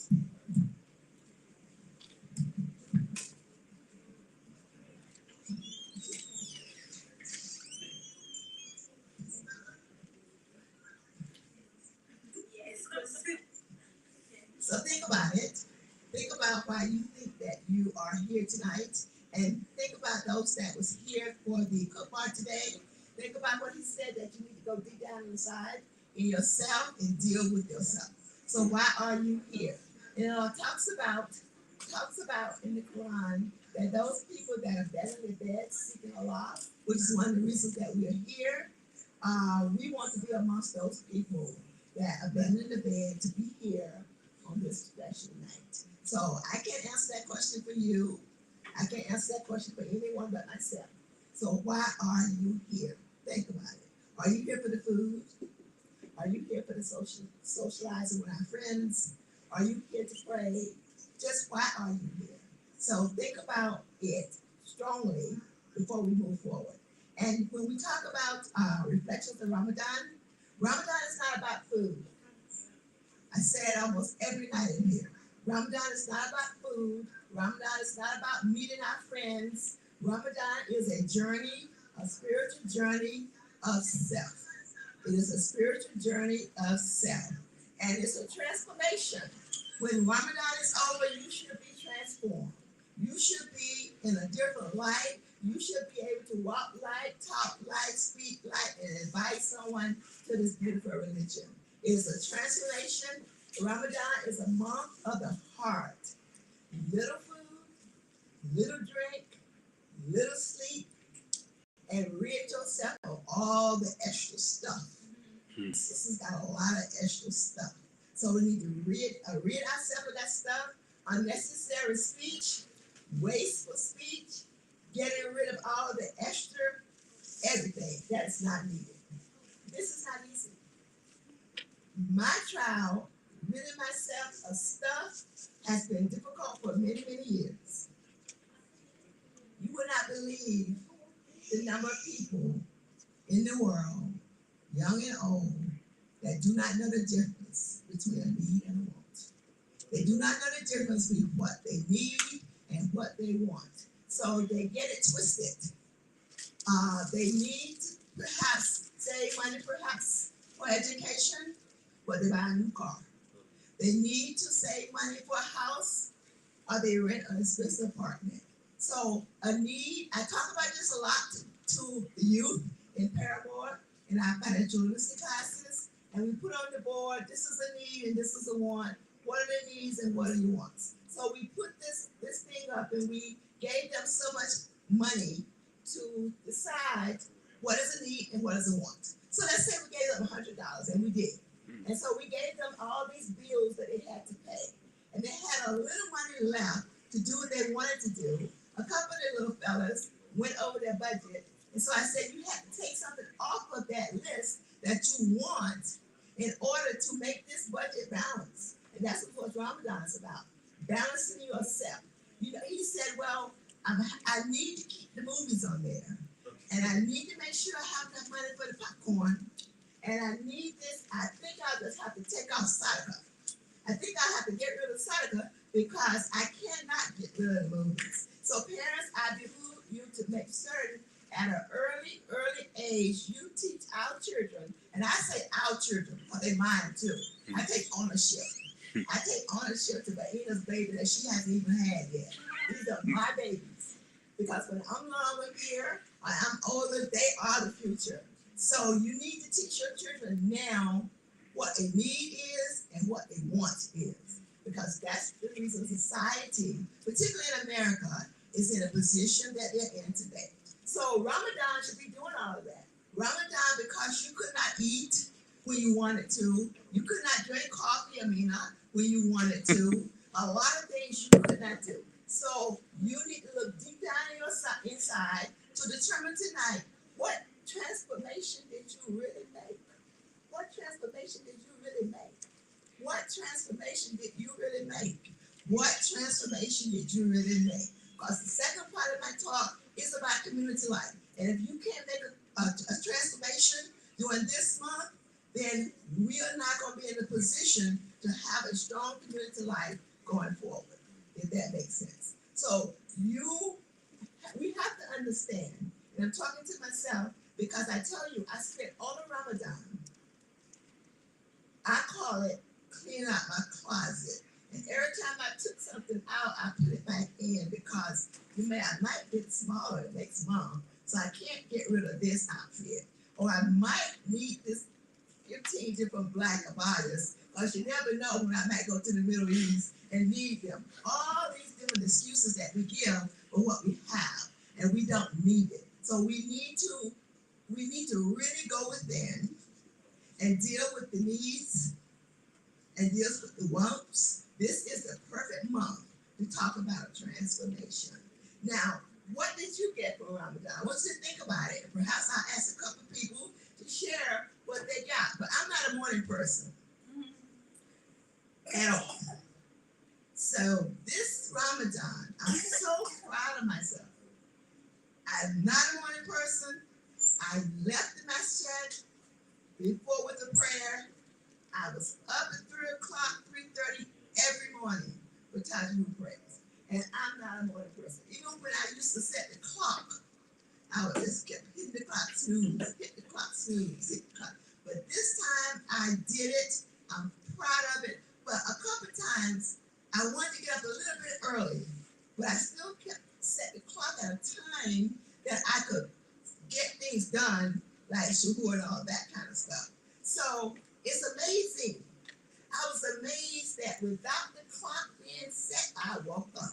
Allah woke me up because my intentions was to get up before Fajr, before Suhoor, and make that prayer.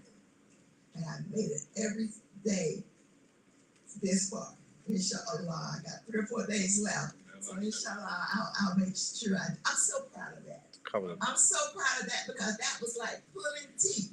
I made the best suhoor breakfast for Hatem. He'll tell you wherever he is. I made the best breakfast. I made his favorite foods for breakfast, but I was up at 3 o'clock. Man, I don't even know how to do it. There's an old song that says, my soul looked back and wonder how I got over. And that's how I feel about my prayers. That's how I feel about my early morning prayers right now. I'm just so excited. I'm just so excited that I actually, sisters and brothers, can get up at 3 o'clock in the morning and pray to my Lord. I'm amazed at myself. I'm just like, I am just amazed. So anyway, there's a lot of unnecessary things going on. I'm guilty. The social media, I didn't do too bad on the social media. The phones, the Netflix, and all those things. Just remember, those are the kind of things that we need to work on. It is not about giving up food. Ramadan is a platform for how we can attain taqwa. That's what it's about. A reminder. There's many levels. How much time I have? All the time you need, sister. First level. Perhaps some of us are stuck on the first level. I'm stuck for many years. No food, no drink, no relationships with our spouses. That's just first level. If you just gave up food and you gave up drink and relationships, you're just on the first level. I was there for a very long time. Okay? When we be informed and transformed by this, the fast will benefit you. Giving up food will benefit you. Giving up drink will benefit you. But it doesn't transform you. It does not transform you. Okay? So then when you get started going to the second level, you fasting from elect things like the food and drink and all those things are important. But then you start thinking about the backbiting. Then you start thinking about the overeating, the lying, the jealousy, the envy, and all those things, the over shopping and all those things. So you graduate eventually to the second level. Okay? And then you think about the third level. We might be there, we might not be. I like looking at you. You make it easy for me to speak. The third level, the fast of the heart and the mind. Outside of Ramadan, that is fine. But during Ramadan, it is not necessary for Amina, I'm speaking to Amina, to talk to every sister that walked through the door and greet her. It's not necessary. 3 minutes high by, and I need to be on my business of breaking my fast and eating and getting back to my prayers. So that third level, you would get to the point where you could say, oh, assalamu alaikum to them, and that's it. And go to what this month is all about. It is worship Allah. It is to worship Allah. So we have to take advantage of every minute. Every minute during Ramadan, we have to take advantage. The sisters group, Zaina is very familiar with it. We put together this program where we was going to do this, that, and the other. Excuse me. It's going to be so organized. We were going to make sure that every night we was going to be reading Quran, and we was going to be doing this, and we were doing that. We failed miserably for so many reasons. There's so many different conversations going on, and being fair to everybody else, we want to be involved in those conversations too. So it was very difficult. That's not going to stop us because Talia mentioned, thank you. Talia mentioned after this is over, there's something that sisters going to have to do to get back on track. And we will work on that. Maybe we should put Talia in charge of that. She's good at organizing. So anyway, I'm going to talk a little bit about family life, only because Brother Shahur talked about it a lot. The importance of family, community life. We know that the family is the foundation in Islam. We already know that. And not just our Muslim family. You know, there is a surah that talks about people coming in droves to our religion. They're not coming in, well, they're coming now because of what's going on. But it should have been happening like that sometime. They should have been coming to us a long time in droves. When we walk from that parking lot there, when this gate is locked, and we have to walk through the back entrance and come all the way up, I just love that scene. Because it reminds me of that story that talks about why the people coming in droves into Allah's religion. You know, you all make the, well, I had to do it right myself, but we make the extra effort to get into this masjid. You know, it just warms my heart. So that's what community life is all about. Community life is for us working together, marrying and establishing solid family foundations. It's just nothing like a solid foundation. Family life is everything. So those of us that are married, I'm talking to myself, we need to continue to get to know our spouses and spend time with our spouses and do the necessary things that we need to do to have a strong community life.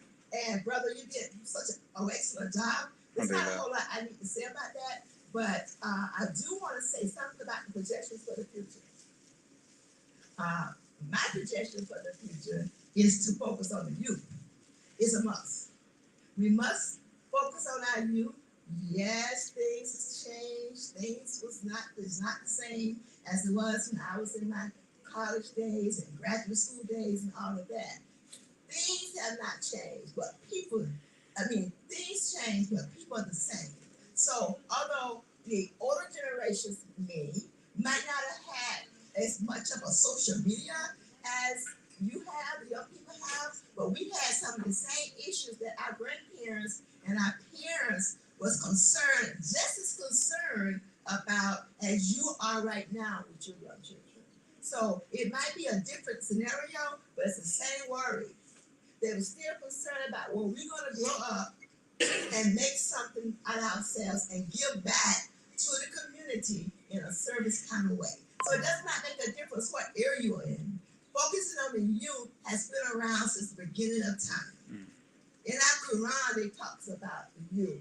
It's not something because, oh, there's so many computers and there's so many this and there's so many distractions. There have always been distractions. This is just the new thing. When your child gets to be 20, 30, there's going to be something new. So you have to find a way to make certain that our children see the value in being in the masjid, learning this religion, and understanding what their jobs are for the future. One last thing, sisters, learn our religion. Learn it for ourselves. And when you see something or hear something that does not conform to what Allah says, deal with it. Deal with it respectfully. You're not going to just pull somebody under the bus, but you have to right a wrong. You have to speak a word to the right. You have to understand and respect your spouses and whatever that other person that you're talking to, but it's your own responsibility to learn your religion. It's not your husband's responsibility to teach you your religion. It's your responsibility. Allah's not going to ask him why she didn't know something. They're going to ask you. And in order for our children to be the best children that they can be, you have the responsibility. You are their first teachers. As Shakir said it the best. You know, I don't know how that exactly work in my house, but we run that household per se. And they make sure it's ran by providing the things that we need to do to run it, or the things that we need to run it. So enough about that. I'm looking forward to, it's never too late. We have 4 more days. So it's never too late for us to make a U-turn. If we need to make a U-turn, you still can just get up for the next 3-4 days at 3 o'clock if you want to, or whatever your struggle is. That's my struggle. So I want you all to know I love each and every one of you for the sake of Allah. I pray that we all see each other in Jannah together. Ameen. And I pray that we finish this Ramadan and have a wonderful Eid and go out to Brother Tara's place and have a good time. Whoop. Assalamu alaikum wa rahmatullahi wa barakatuh. Wa alaikum assalam wa rahmatullahi wa barakatuh. Takbir. Allahu Akbar. MashaAllah. Assalamu alaikum. Imam Hatim.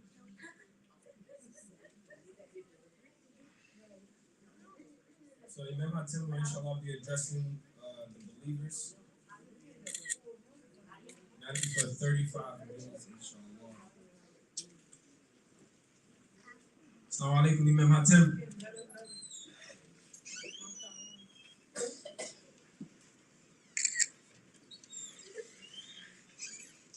Good one, bro.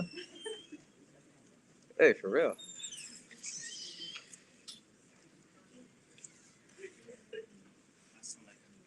Alaikum assalam.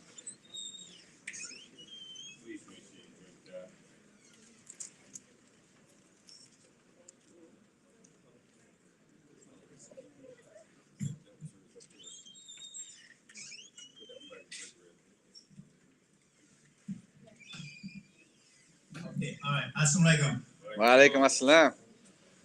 How y'all doing? Inshallah. I was watching Bismillahir Rahmanir Rahim. I say y'all on purpose. I did it on purpose. But I picked up. I saw a jinn come across the room. I said that fool there don't even know proper English. I was just trying to relate to everybody in a real human way. I'm like most that have already come up here. I don't like artificial Muslims. I don't like artificial Muslims because you say, well, how you start your presentation off? Why do you start your presentation off like that? Because after searching my soul, And also listening to the Sheikh today, it further gave me the, how would I say, the commitment level. My commitment level went up, you know. And so you tend to not even want to be around people that don't respect the basic and fundamental etiquettes of Islam. And it is the responsibility of the parents to relay those characteristics of the Prophet's life to them. Does it make sense? Does it make sense to say, okay, when I took my Shahada, I took it to two entities that are basically one. La ilaha illallah, what else? Muhammad Rasulullah. Okay, La ilaha illallah. Muhammad Rasulullah. Okay, so those two entities, which is Allah being the most powerful, right? Those two entities should be the dominating forces in our lives. Would you agree with me? Allah should be dominating me, right? Now ask yourself, is Allah dominating you? If Allah is dominating you, that means that the adab, or the persona even, not so much that you become Rasulullah sallallahu, but his characteristics, his adab, also dominates you. Would you agree with me on that? His adab. We had adab before we came in contact with the nourishing lifestyle of our Prophet Muhammad sallallahu alaihi wasallam. We had a little adab from mama, from daddy, from the environment, our teachers, you know, our neighbors taught us a little character, you know what I'm saying? So, but when we came in contact with the lifestyle of the Prophet Muhammad sallallahu alaihi wasallam, then our characteristics had to go up. It had to go up. My love for Allah had to go up, and my characteristics and how I carry myself, not being an angel, because no, nobody's an angel. So I'm not talking condescendingly. What does condescending mean? Yeah, I'm not, my intention is not to talk down on anyone. I'm just talking from where I am. That's all. This is where I am. So if it feels like, oh, he's trying to put me down, it means that you are in the frame of mind, okay, that you want to blame somebody for where you are. You want to blame somebody because they shed a little light on where you are. Don't blame the person. Reflect on the inside as a mirror, as Imam Abdul Shakur was saying. We're mirrors of one another, right? So I'm mirroring where I am. So if I'm mirroring where I am, and you're looking at the mirror, and there's a bunch of cracks in your mirror, that's not my problem. That's not my fault. I'm in love with you, really. Like Amina said, love each and every one of you. But when it's time to, I think they're still saying this in the world. They're still saying man up in the world. It's kind of old, but man up, you know, woman up. Well, that's okay. But we have to ascend, and that's what takes me to this array of information after this. Could you repeat this after me? It's just a dua that the Rasulullah sallallahu alaihi wasallam used to say this, you know, every now and then, and he had natural kinds of duas that are not in the Quran, but they are words of the Prophet, came from the mouth. And I want you to think about this. You say, you mean to tell me what we finna get ready to say, or what we are beginning to say, or what we are about to say, is from the fem, from the mouth. Check this out. What the Imam is gonna say, is going to say right now, is from the mouth of the Prophet Muhammad sallallahu alaihi wasallam. This is a dua. Please repeat this if you so, but not mine, but dua. Allahumma Allahumma aj'al fi fi qalbi nuran nuran wa fi lisani wa fi lisani nuran nuran waj'al fi sam'i sam'i nuran nuran waj'al fi basari basari nuran nuran waj'al min min khalfi khafi nuran nuran wa min amami amami nuran. nuran Allahumma Allahumma a'tini aqtini nuran. nuran. This is something that, and you're translating it out of that, right? Okay, the Rasulullah Sallallahu, he had many du'as. The brother asked the question, what did I say in this du'a? You asked the question today, what do the du'a for this or that? I think you asked the question. But the du'a represents your keys that Allah put in you to ask Him to request with your tumblers. The key is to turn the tumblers, So your mind and your heart and your soul has the dua for you. Those are your du'as that you make to Allah for you, because only you know your condition. Am I right or wrong? You know your condition. So you speak based upon what you would like Allah subhanahu wa ta'ala to respond to you when you make your dua to Allah. What is dua? My man, dua. What's the meaning of dua? Supplication. Supplication. Request. What's another word for request or supplication? Let's expand on it. Huh?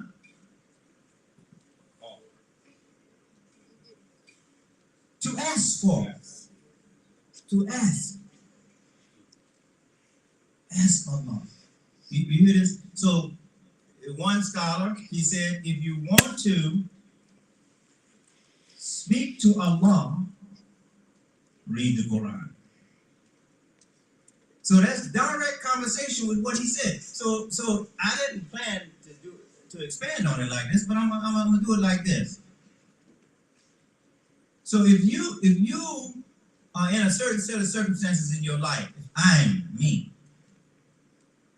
in a certain set of circumstances in my life. I know what those circumstances are better than anybody. Right? Same with you. If you're in a set of circumstances, and I'm not always talking about something that's detrimental or something that's harmful or something. No, you can be in a nice set of circumstances. You can be on the mountain in your world. And you should be thanking Allah subhanahu wa ta'ala. Shukrullah. See, this is real because Allah is Al-Haqq. Right? So the translation of what we said was Allahumma, Ya Allah, Allah. And let's say the English too together. Because we communicate most of the time better in English than we do Arabic, right? Am I right or wrong? Most of the time, unless you speak French, 5 or 6 languages like Esau over there, and maybe a few others who speak maybe Spanish and English and Arabic coming into the Arabiya. You're on a universal platform. You're no longer just a community person. You're no longer just a person that, grew up in a certain neighborhood, somebody, a few people down the street. No, you're not on that level. I'm sorry, you can't be on that level no more. You're universal. You know Allah, and He's the master of the universe. You know Muhammad, and he was chosen before even the world was made. You hear what I said? He was chosen even before the world, we know, was made. This is Muhammad, and you know him. So you know one who was created before the world. That's you. That's you. That's your honor. That's how Allah favored you.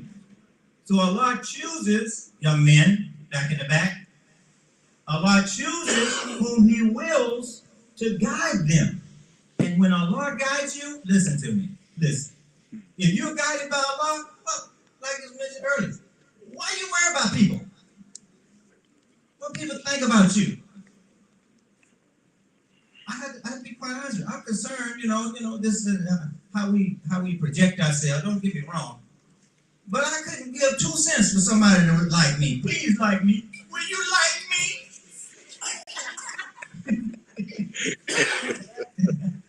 How come you don't? Why don't you? Why don't you like me? I'm a Muslim. I believe in Allah. I follow Muhammad, the most distinguished human being that has ever lived. And then I'm putting myself in a position to say, you don't like me. No, don't worry about them liking you. Allah give you a whole new set of friends that believe like you, that look at the world like you, and it's on the same page with you. So the translation is Allah listen to this conceptually. Don't just listen and let it go roll off the back like water roll off the duck's back. Don't do that. Don't treat knowledge like that. Allah put light in my heart. How does that feel? When Allah does it now. No sheikh, no imam does it. The imam may be, or the sheikh may be a relay station for you. He may be a conduit. The wire that comes from, and right today is not even a wire anymore. You got what do they call it? Wireless? Wireless. It is wireless now. So Allah subhanahu wa ta'ala wants us to think conceptually. Watch this. This is English. Oh Allah, put light in my heart. Put it in my heart. Now, listen, when you know you have light in your heart and it's from Allah, what are you stressing about? That's from Allah. Own it. Own it. Don't become arrogant with it, but it may seem like the way you project is that you're a little arrogant. No, it's just that's the confidence. Confidence may be misread as arrogance. Put light in my heart. That's a dua to my Lord, and He answered the prayer. Shoot, man, that's it. Khalas. I could be very arrogant and say, Allah has put light in my heart. Because some people say, and you heard, we talked about it and everything, but they, you greet them, you're 7-Eleven somewhere. How you doing today? I'm blessed.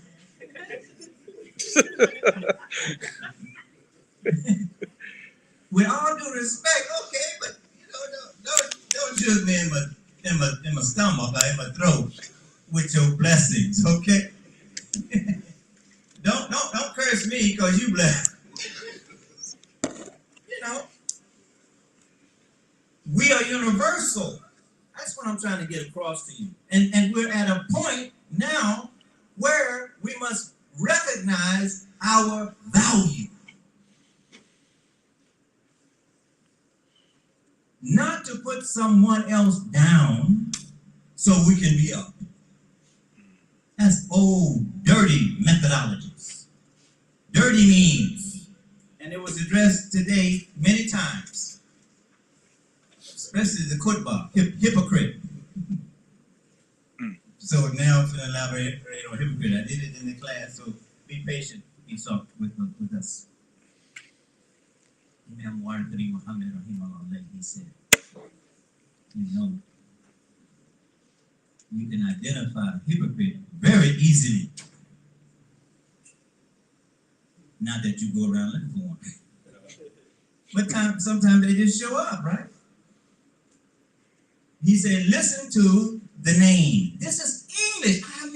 Listen, I haven't even touched the surface of tafsirs of my Imam Warqari Muhammad yet in this masjid. I've only just I've skied in here.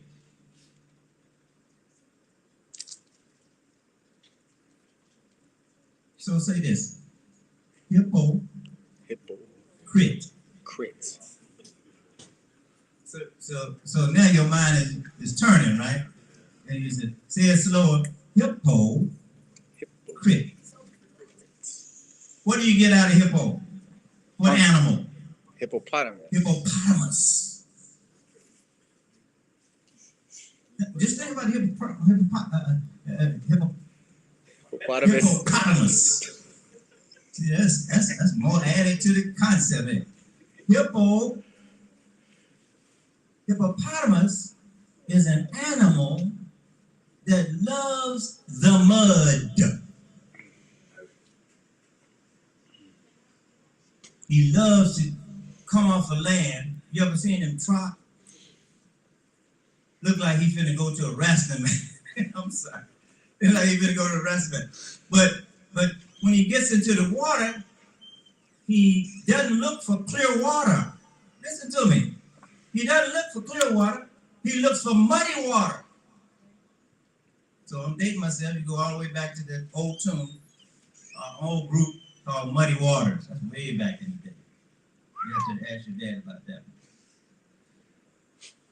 But the hypocrite is a person, male or female, that also, when it exits the mud, is very slippery. Does this describe the hippopotamus? Right? The hippopotamus is very slippery.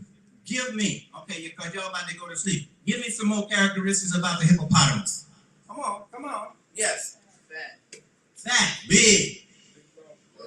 Greasy. You should go down to greasy spoons. Eat all the time. Okay, yes. Strong bite power.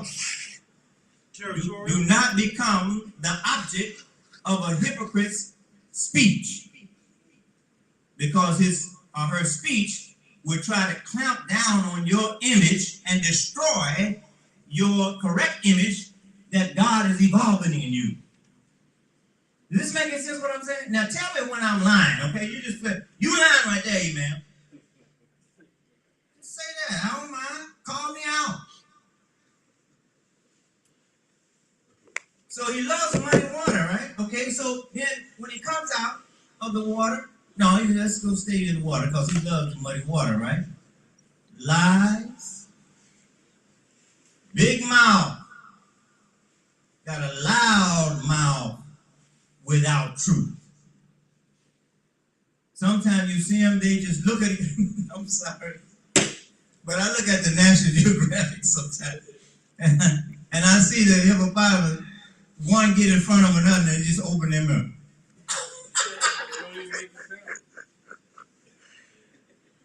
They got their mouth wide open, ain't saying nothing. He said, I want to let you know I'm a threat to you. Don't you come up in here. I'm a threat to you. So now drill down on the concept. Drill down on the image. Who's that raised their hand?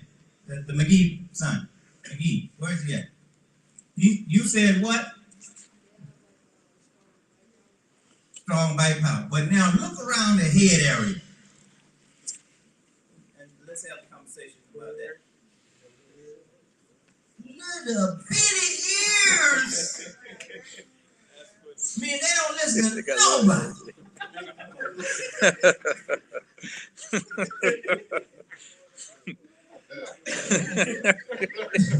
She go, why don't you look at life like this, brother? I don't care what nobody say. I don't care what nobody say. I need you to hear me. You understand that? This is Imam Warren B. Muhammad's explanation of a hypocrite before we even get into an ayat about hypocrites in the Quran. So nature will teach you. Nature will teach us everything that we need to know. Okay? So 2 readings if we fast and pray. If you fast and pray, God's going to bless you. And we took a tally.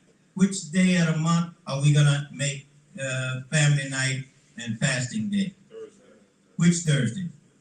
The third Thursday of each month, we will be fasting together, inshallah. Let's say inshallah. Inshallah. So when you come to that day, the third Thursday, when you come to that day, or even before that, think about Ramadan.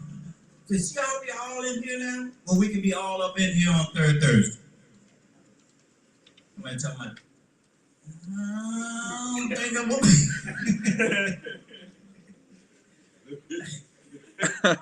I don't think we're gonna make it tonight. I don't think we can. No, well, what happened to the Ramadan spirit? You know. So now rewind back to the hippopotamus. And what kind of sounds do they make? They just grunt. When they grunt, they got so much stuff in their stomachs. Their breathing is a grunt. It's almost like he's laughing. I'm just reflecting what I was taught. That's not me. I'm just reflecting something that's very interesting, right? It's very interesting. And it's 2 o'clock, almost 2 o'clock in the morning, and our observation of Laylatul Qadr, and we are observing the nature of a hippopotamus. Who would have thought? Mashallah.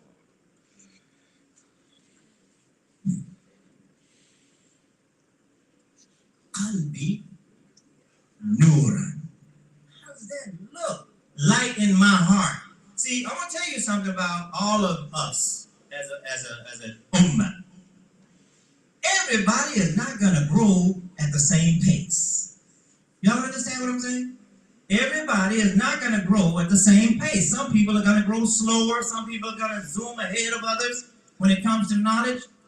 And don't expect, as I mentioned before in another Jumah, we don't expect for everybody to be sheikhs and imams. You remember me saying that? We don't expect everybody, but we do expect that you can respect knowledge when you hear it. You can respect wisdom when you hear it. You can respect someone with an understanding to a great degree of the religion. At least respect the man or the woman. You don't just leave the messages on. Well, I don't care what he say. I don't care what he say. And we talked about respectively to everybody. And I have to say, most of us did go through slavery. And people who thought they never were in slavery, they folks, you go keep going back and back in your generation, you see that your people were slaves too. But not to the detriment of us here in these United States. What do you think I'm gonna say next? Because I said it before. We were trained, we were raised from babies to hate each other.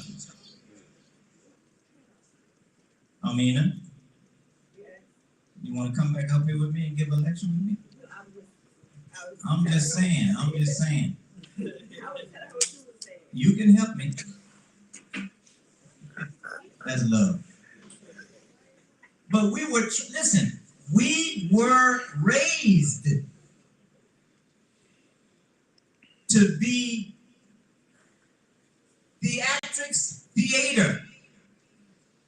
theater for Massa on Friday night.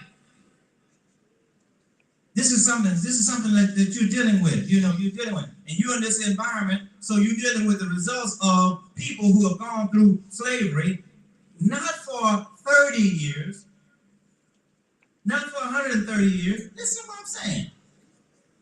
Not for 230 years. How long? At least 400 years. So take that under consideration when you start looking your brother upside the head, telling him, I don't like him. Why? Because it was bred in you not to like him. You were raised not to like each other. And that's a whole nother conversation, a series of conversations.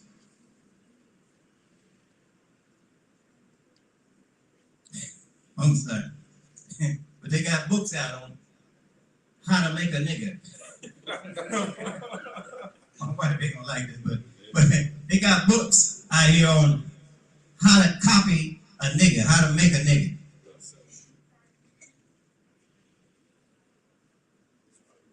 And when you know he's right, ready.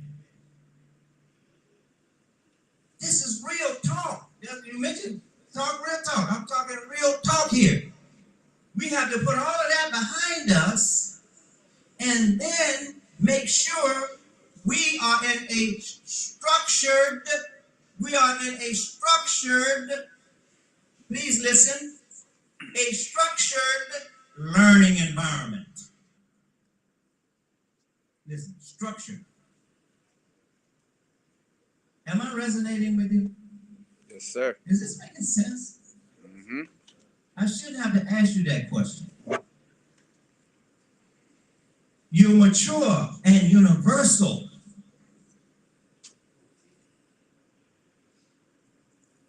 So that just see, the translation of the first one was put light in my heart. You think Allah didn't put no light in my heart in those few minutes? He put it up in there. Mashallah. Put, oh Allah, put light in my heart. If you ask Allah, he said, I am always Qareeb. I'm always near you. And it is not us, it is not Allah that leaves us. We leave Allah. We leave Allah. When we leave Allah, that means we leave the light. When there is no light, what do you have?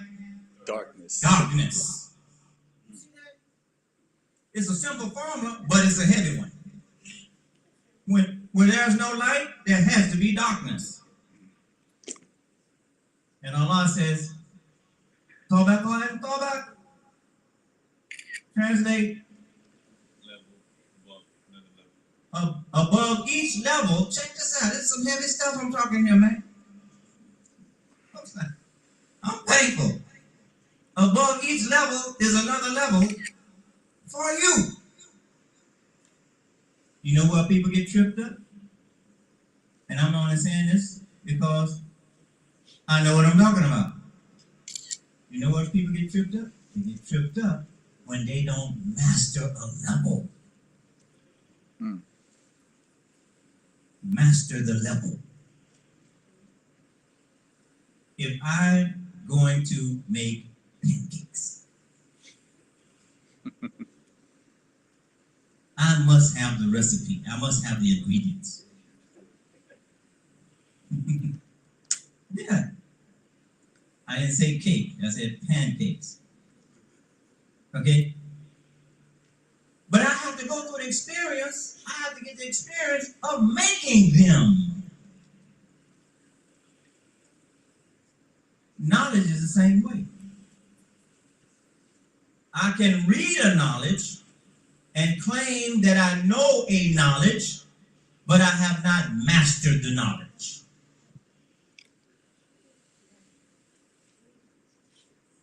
In our 5 principles, what is the first one? I'm asking you. Iman billah.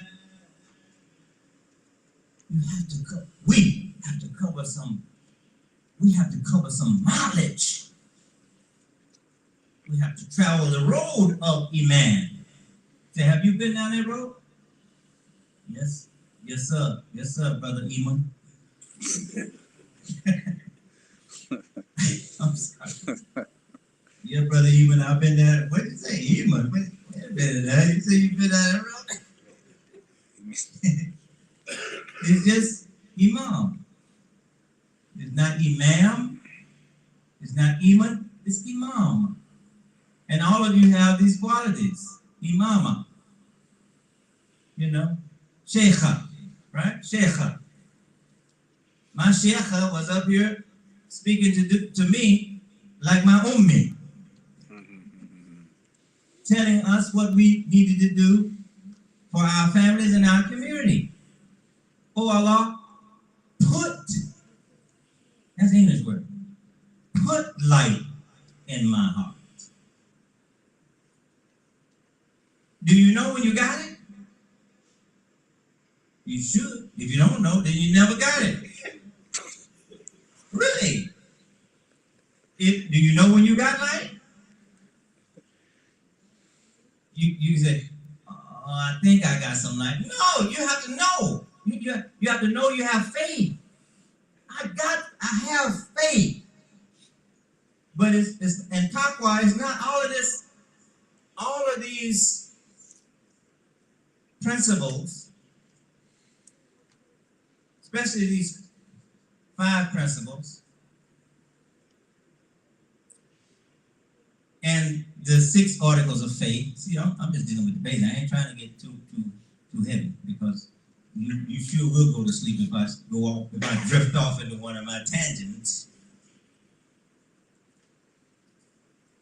How much does Iman weigh? Somebody may answer.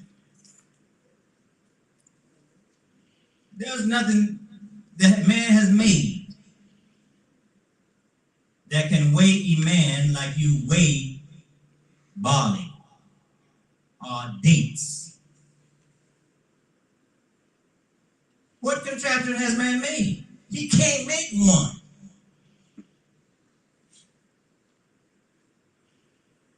So you know you have some Iman when it registers on your heart. And only Allah knows to what is the weight of your Iman and the weight of your taqwa and how much of it you have. So why did we fast? Why are we fasting? Huh? لَعَلَّكُمْ تَتَّقُونَ. Primer lessons, but very heavy. يَا أَيُّهَا الَّذِينَ آمَنُوا كُتِبَ عَلَيْكُمُ الصِّيَامُ كَمَّا كُتِبَ عَلَى الَّذِينَ مِنْ قَبْلِكُمْ لَعَلَّكُمْ تَتَّقُونَ. You're going to hear this every other day in your life almost. Fasting is, oh, you who believe. See, this is the key to the entry of understanding the ayah. Ya ayyuhalladhina amanu. This is not calling hypocrites. This is not calling jahiliyyah. This is not calling kafirun, kafirs. This is not it's not a call to them. Now, doesn't that make you feel good that Allah called you to fast, called the believers to fast? And Allah, He separates. Surely during the month of Ramadan, He separates the non-believers, and that's a broad scope, from believers. The non-believers from believers, because the believers are going to fast. So first, that's the prerequisite to continue with the ayat. Ya ayyuhalladhina amanu. Oh, you who believe. Not talking to the hypocrites. Not talking to the kafirs. Don't worry, I'm not going to strike out with no song or nothing, okay? talking to the believers.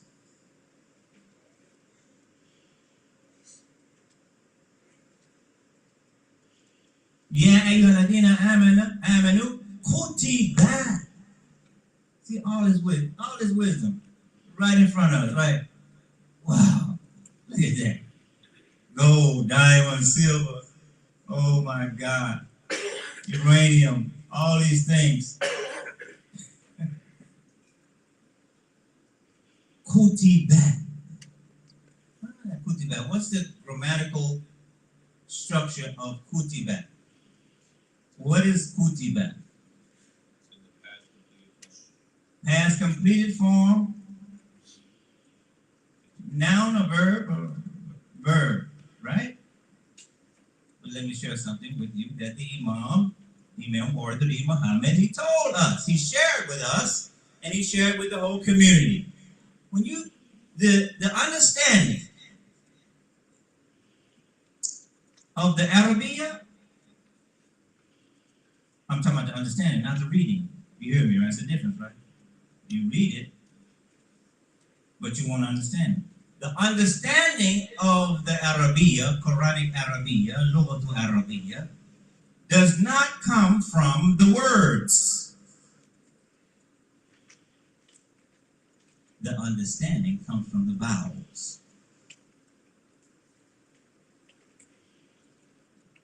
And I haven't had a chance to teach those, maybe Baina, maybe Esau, all of you all who have been reading some Quran, and you have taken some lessons on the 10 forms, but actually there are 14, 15 forms of the Arabic verb. 15 forms of one verb. But the Imam said this, outside of the teachers that teach structured Arabic,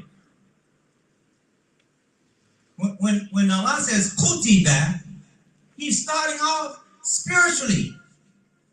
Kutiba, with the Dhamma above the kaf. It's different from kataba. Kutiba is very spiritual. So Allah wants us to understand that this prescription is not a prescription that's aimed at the intellect only. Intellect only is aimed at your spirituality. Ramadan is aimed at your spirituality. That you should pay attention, I should pay attention to my depth and refuse to be shallow in my thinking. I don't want to be shallow. Listen, I don't want to be a lightweight. I'm a heavyweight fighter. I'm not interested in being a lightweight. I'm sorry. I used to be a lightweight, and I knew that I was when I was. But I don't want to step into the ring with a lightweight because he's out of my league. It makes me uneasy. Especially when he or she think that they're bringing something into the ring or to the table. I'm sorry. But I talk to anybody. I'll spend some time with anybody or whatever. And I ain't bragging either. It's like that brother, when you send me that video. Have you seen that video? That's a whole nother discussion, right? Shoot, man. When you got something going on, whoever coming, they need to think twice before they enter the ring. Because they're going to get something brought to them. That's all I got to say about that. We're discussing, but so I'm sorry. So now, check this out. And oh my Lord, put light on my tongue. Lisan. Lisan. Lisan in English is what? Tongue, right? But we don't just walk around with our tongue. We use our tongue for what? Speech. I'm not talking about your honeymoon night. I'm not gonna get into that with you. Speech, lisan, speech. And what is the word in Arabic for language? Lugha. And what is the translation of Arabic language? Lughatu Arabiya.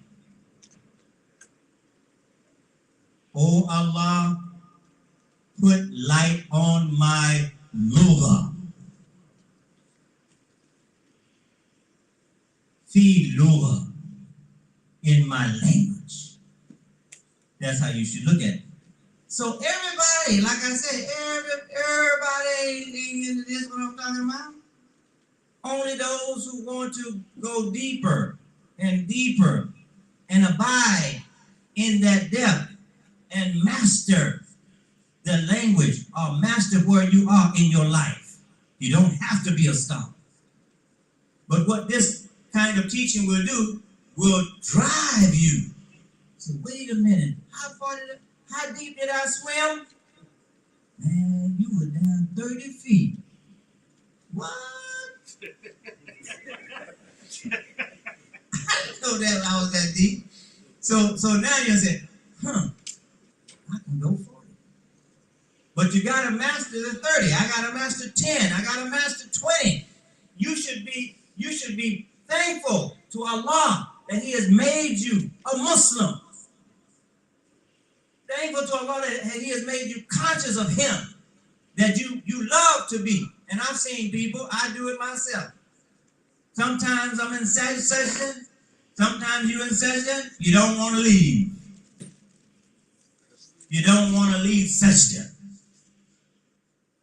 Because Allah's Prophet Muhammad sallallahu alaihi wasallam, he says, the believer in his Lord is closest to his Lord when he's or she's in session.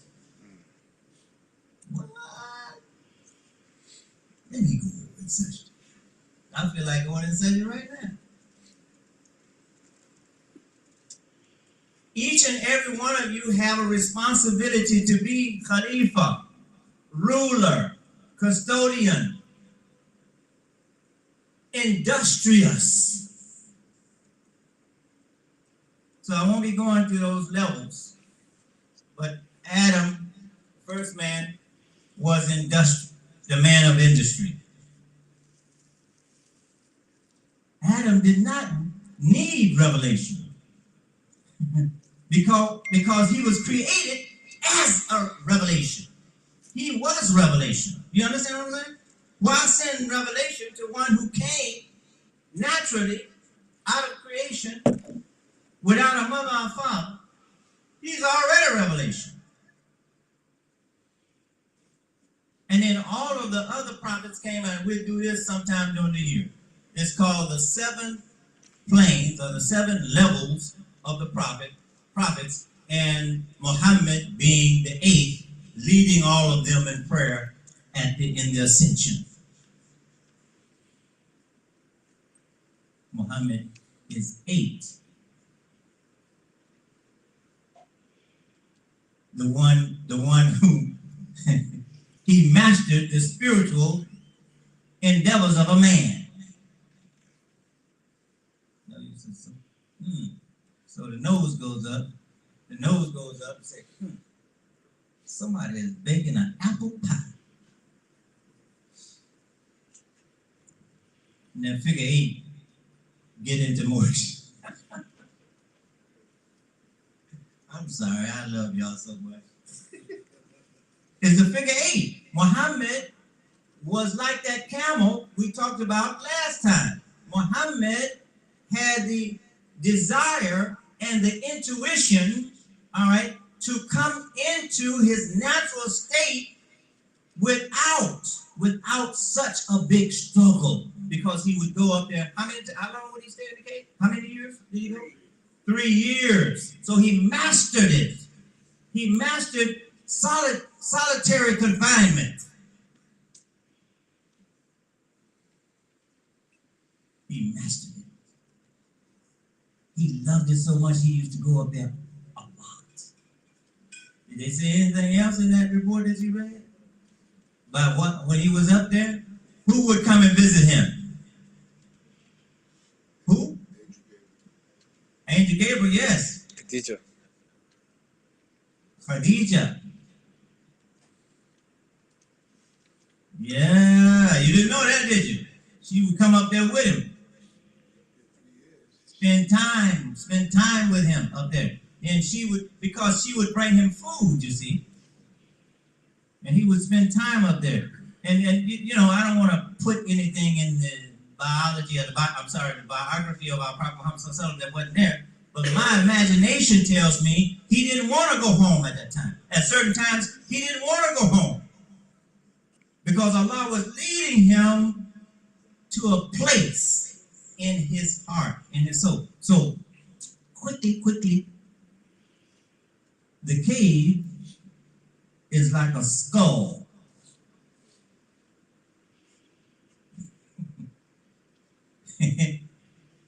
And he would spend a lot of time up in the cave. So that's a double message, right? So he spent a lot of time thinking with his brain, that's in his skull. And he thought so much, and he was yearning for guidance for his people. He was hurting. He was thinking what was in his skull, and he was loving his people that was in chaos. So the mind then got in sync with his qalb, with his heart. And Allah knew he was doing it. Allah knew he was doing it. Allah knew that his servant wanted his heart to be lit up with his nur. I just don't have enough time. Do you know Jibril? Does any one of you, and you're going to look this up as soon as I say it, so I'm going to go see what the man was talking about. I'm sure you don't mind. But the speed of Jibril, how fast could Jibril travel?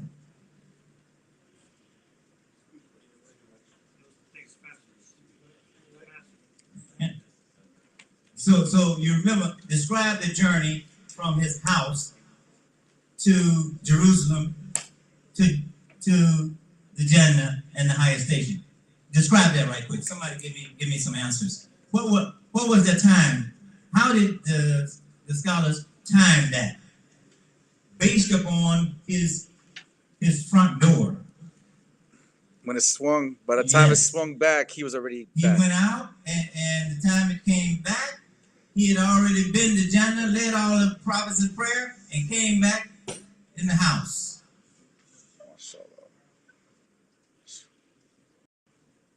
Imagine yourself opening the door. Now, I'm going to get real figurative now, real dramatic.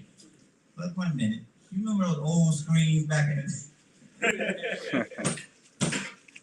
Those old screens back in the day, they open up. I'm dating myself, but that's where I was. As long as it takes for that screen to open and close, Rasulullah had been to Jerusalem and went up into Jannah and led all the prophets in prayer and had conversations with them before the door came back and closed. This is a whole nother litany of lessons. The plane of the prophets and the journeys of Jibreel alayhi salam. The speed of Jibreel. Look it up. You'll see what I'm talking about. I don't have time to go into it right now. But it's this kind of knowledge that I am drawn to and you should be drawn to too. You shouldn't be participating in all of the BS of the world. That's what I'm trying to tell you. All of the BS is a distraction from where Allah subhanahu wa ta'ala actually wants you to go. Allah wants to bring you closer to Him. The reason why you couldn't sleep is because Allah was bringing you closer to Him. You wake up. Allah say, I'm nauseated. Wake up then. Wake up. I can't sleep. Wake up. Make two 2 rakas. Oh, I got so many things on my mind. Wake up, make 4 rakas. Get up. And then you'll see, after those 4 rakas, 6 rakas, your mind just be just as clear. And you don't have to say, I'm confused. Allah will diffuse you. I'm finished. Sound like Wa alaikum assalam wa rahmatullahi wa barakatuh. That's smoking, man. Let that table smoke. That's it? Okay, so we're gonna pray. Roundtable reflections, projections. Probably pray. I think that was at 4:55.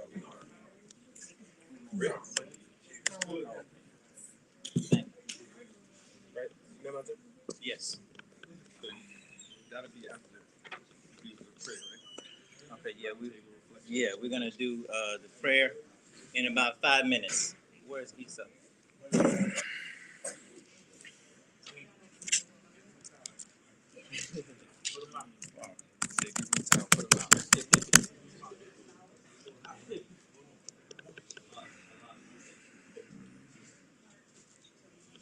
So we're gonna do tajahud. So that which is about 4 rakas, and then we're gonna have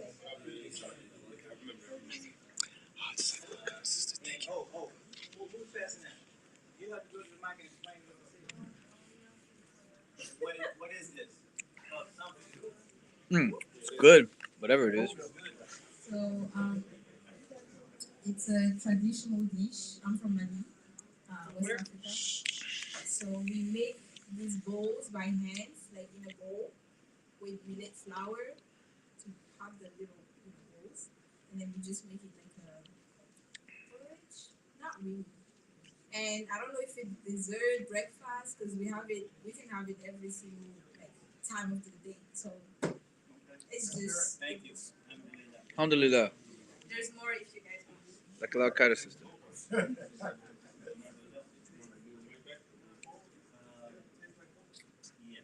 Thank you. We're gonna pray.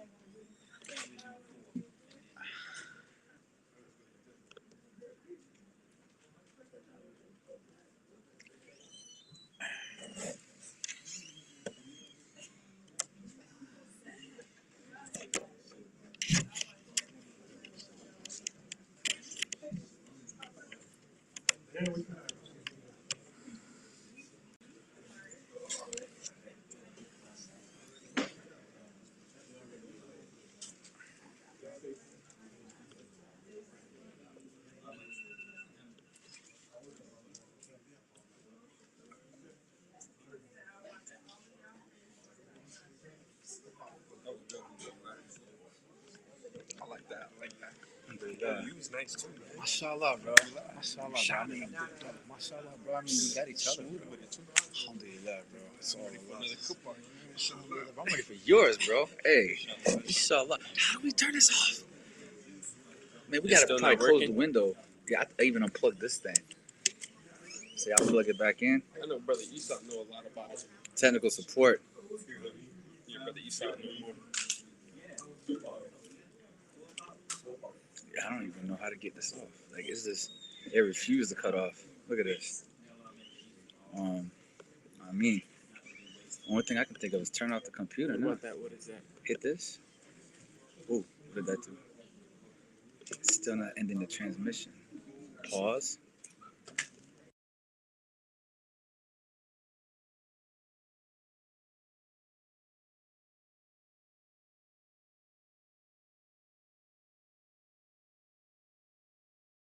Weird.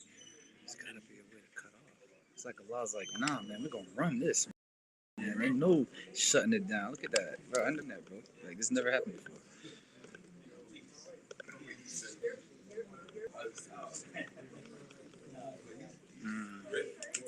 me see.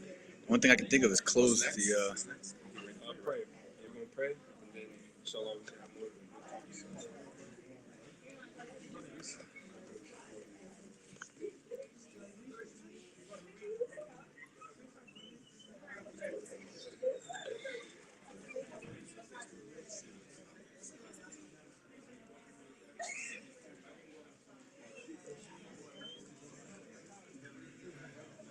Just turn it off. Just turn it off. Computer? It won't stop. Allah won't let it stop, so we gotta shut it off. Yeah, just shut it off. How do we shut it off, Imam? Right there. You try this. We'll try what? Try it. It'll shut off the camera, but it's still rolling.